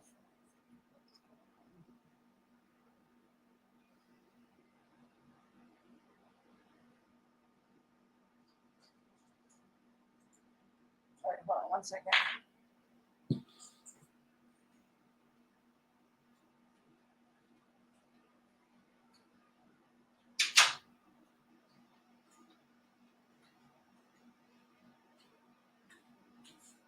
I mean, you see him, little model over here. We both have our vests on. It's obviously he's got his paws up on me. It's obviously not real. I mean, they took our pictures and made it. A friend of mine had it made for like the Step Brothers thing. Hold on, you guys know, if anybody's seen Step Brothers, you'll know what that is. They just like needed a picture of both of us, and then they were able to make it. It's so cute. That's actually about where his hair is right now. It's crazy how many different looks he has, though. Like, you know, sometimes when his hair's growing out and his ears lay it, like sometimes his ears lay a certain way that he looks like a whole different dog sometimes. I mean, they're always cute, but cute different looks. He probably has like 3 or 4 different looks where he sometimes looks like a complete different dog. Actually, my friend a few years ago, she showed a picture of Zeke. Or yeah, she's like, let me see Zeke, and I sent her a picture of Zeke, and then she showed it to her. And then when she came over, she said, that's not the same dog, because he looked completely different, because the looks, like when he lays his ears down, I can't explain it, but he looked like almost like a different dog sometimes. I mean, he's obviously the same dog, but this girl was actually confused because I think it was 2 pictures too where he looked like so different. Hold on. Let me see if I can find this one picture. When he lays, what I'm talking about, when he kind of like lays his ears down, it's just, it makes him look different. Here, I'll play this while I look for it. It's one of my favorites. Hold on. Oh my God. It's making me want to go squeeze him now. It's too freaking cute. I can't take it. Anybody else obsessed with a dog like me? That you can't handle it, how cute they are? Yeah. That's me. All right, well, let me find this picture. I gotta find it for you. Or find a couple pictures to kind of show you what I'm talking about. It's adorable. It's adorable.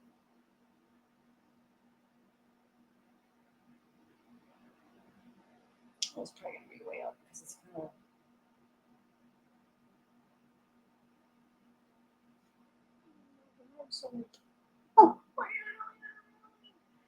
Oh, he's so cute. Obsessed much? Just too cute. I mean, you gotta admit. You gotta admit. I'm sure you guys have the cutest doggies too. I love dogs. I really do. They are the best invention. Oh, there they are. Get them. Why is there no sound? There's no sound. You know what? I'll find some other channels where they have the interview, but hold on 1 second until. Just give me 1 minute. Hold on, I'm going to show you a couple. Oh my God, I can't. I haven't found the one I was talking about yet, but I'm finding something cute like. He's so cute. He's all cute. Just give me 1 minute, guys. I promise.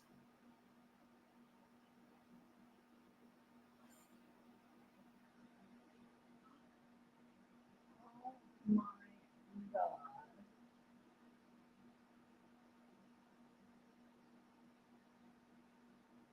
He's perfect. He's a perfect boy.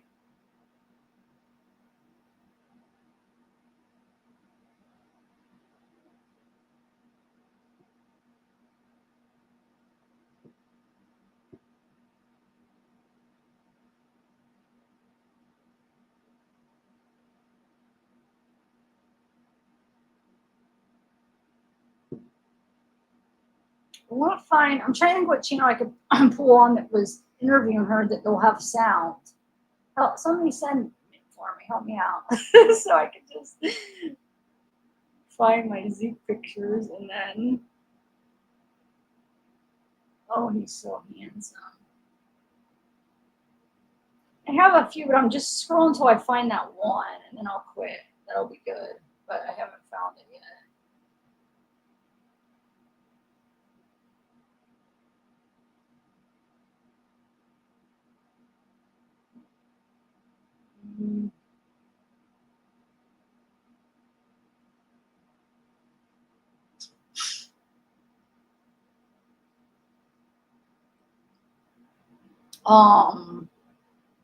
What were those microphones when they were sticking them in their face?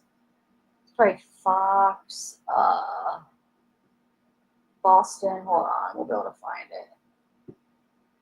I just want to wait. I want to continue scrolling up because it's coming. The one I for sure want to show you. So I don't want to stop till I get it. Hold on. I don't have very much to go. It's got to be coming up.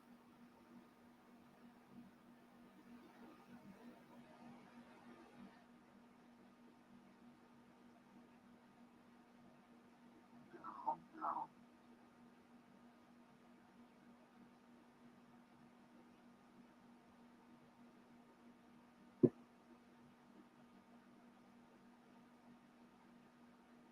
Oh, come on. Don't leave, guys. Hold on. I don't want to miss it. Little Zeke photo shoot. Come on, dude.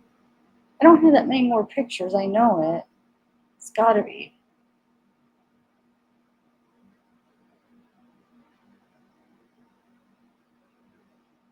just want that one. All right, let me find this. Well, let me see if I could. Oh, here we go. Let me do. Hold on. Well, I am.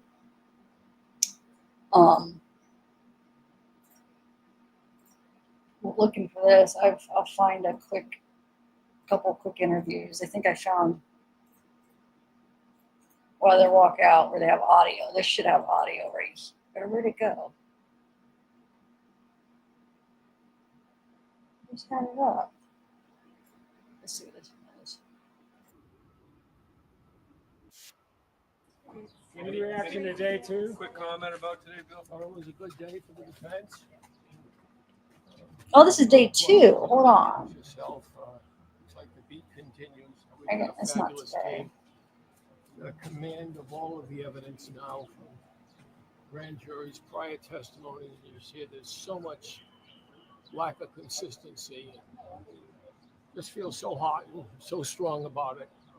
Our daughter, such an amazing, talented team. These lawyers. Yeah. You think you'll be called to the stand? I hope so. Do you know when? Mr. Reed, have you been told when? No, I have not. Does the Mr. Reed, what was statement, it like does the listening to statement Mrs. of Gretchen Voss about the broken taillight bother you? Nothing bothers me. I know the truth. I was there. I was in the O'Keefe house that day. I know why we went back. I know what we did when we went there. I know how long we were upstairs. I know it all. And I don't lie. At my age, I answer to another maker. Did you Mr. delete Reed, any what was it video? like listening to the testimony from Mrs. O'Keefe? How emotional were you too? Listen, I want my daughter back. We want our daughter back. So I'm very sensitive to the pain the O'Keefe's suffered. I knew John O'Keefe well. I've been in his company several times. I've been at ball fields when his nephew was playing ball. So, I know how much he was doing that guardianship for those kids. And I admired that incredibly. And so did our daughter. So, it's not lost on us that the O'Keefe family has endured tremendous pain. You can't help but see what you saw today and hear it and not be empathized by it.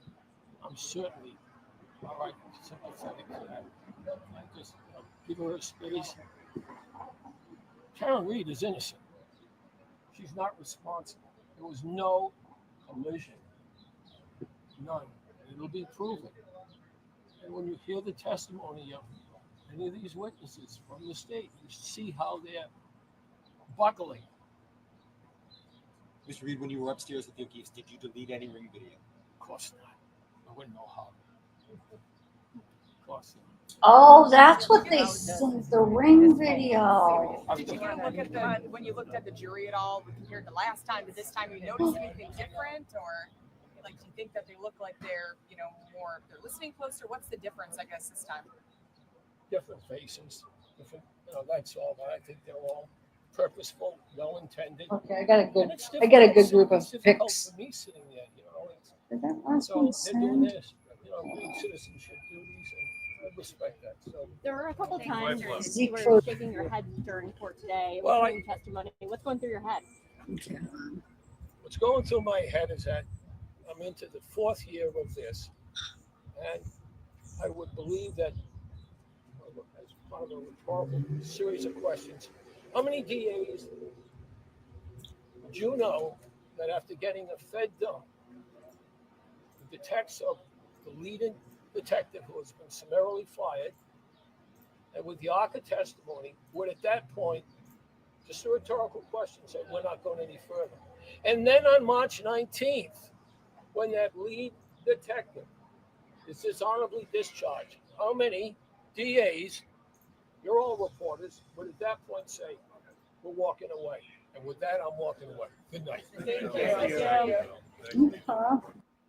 Okay, hold on. Let me show the pictures, and then we'll try to find the interview with them walking out. Karen from today.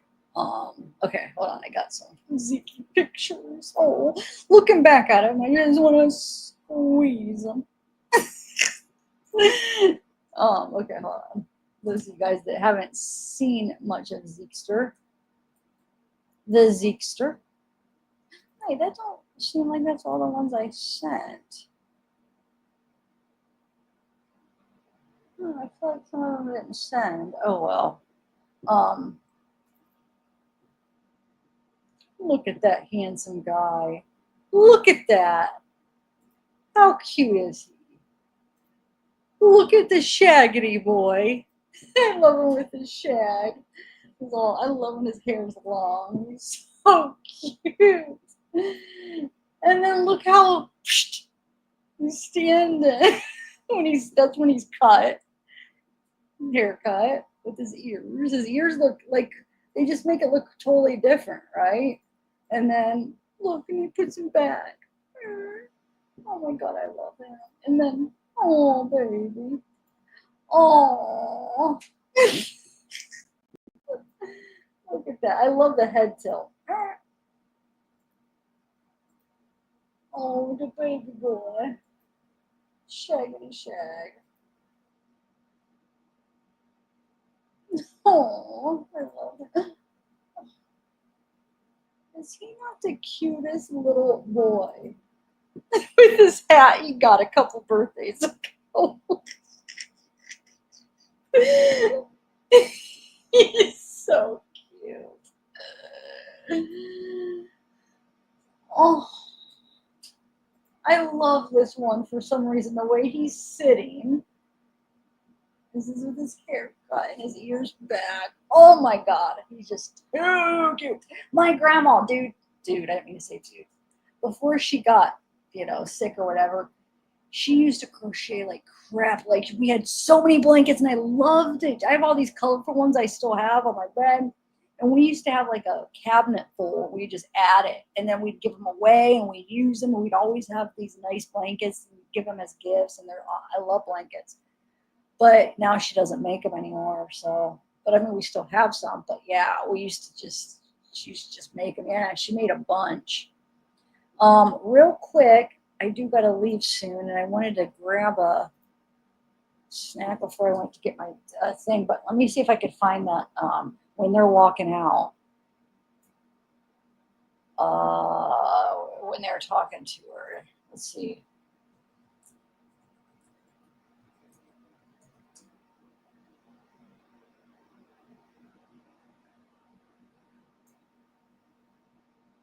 I don't know.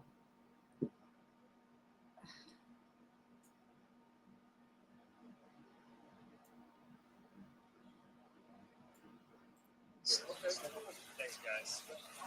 Party, do you ever step out and have secret meetings? No, I don't know. Can't find it real quick. Like, almost like I'd have to be watching it, that channel. I mean, I'm trying to see if it's like, after the trial for one of those channels, if they have it, or they might just air it later.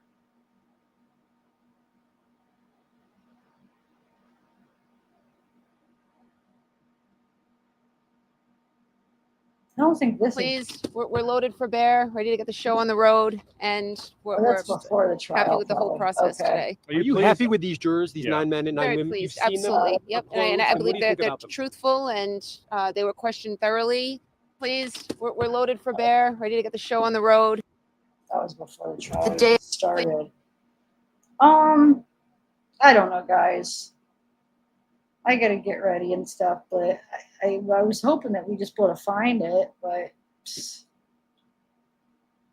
doesn't look like they might just air it like later on their channels or something, because they were obviously asking her questions, but I don't know where to find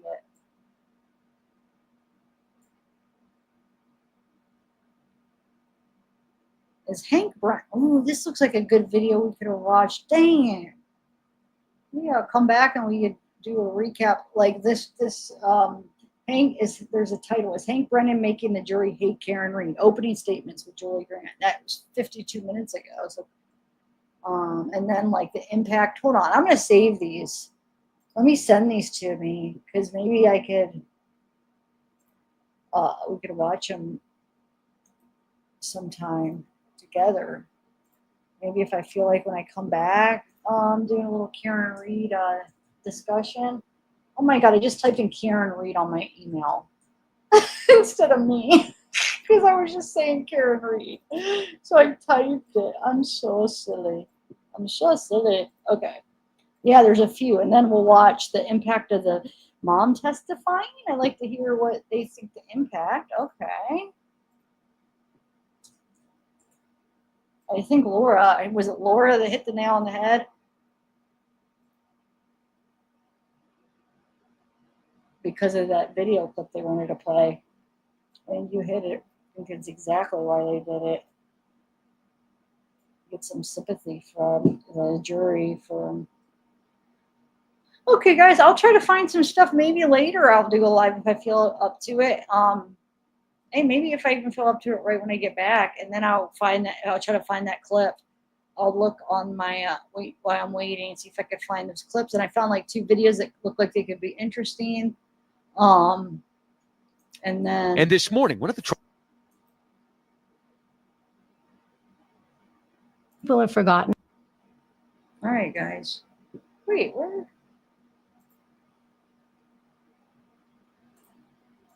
Okay. I have 2 tabs open. Hold on a second. Let me share this last thing over to me.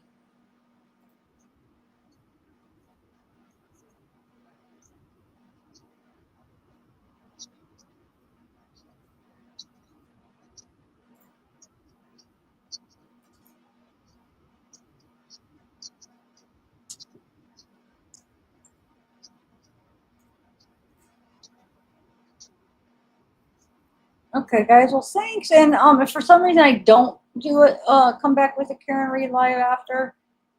Tomorrow, like I said, I'm gonna probably start around 10:15, 10:30. So just so I could fast forward through everything, and we'll be set. It should be. I bet it'll be a good day of trial. Today was kind of nothing much exciting happened, which I'm kind of regretting not doing it yesterday now because that was an exciting freaking day. Today was just blah. But all right, guys. And those of you that are following my Wade stuff, I still have to finish like the messages. Somebody was asking the other day. Yes, I still have more of those messages to finish. I have something else ordered that should be interesting. I'm not gonna say until I see what's going on with that. And then I gotta find another case where people want to watch me. Obviously, Karen Reed isn't. I'm doing that because I'm interested in it, but it's not. People aren't seeming to want to watch me. Well, watch my Karen Reed stuff, but gotta figure out something else. Where I could order some good files. I tried to make a couple requests for different cases the other night. I got a lot of rejections. It's hard. It's like it's so time consuming to do it, and a lot of the times you get rejections, and you have to find other ways, other avenues to freaking get it. It's just sucks the way the process is to get stuff. All right, guys, have a good night or have a good day. I might be back, and thanks for watching. Tomorrow, sleep in an extra hour and watch it with me. All right, bye, guys.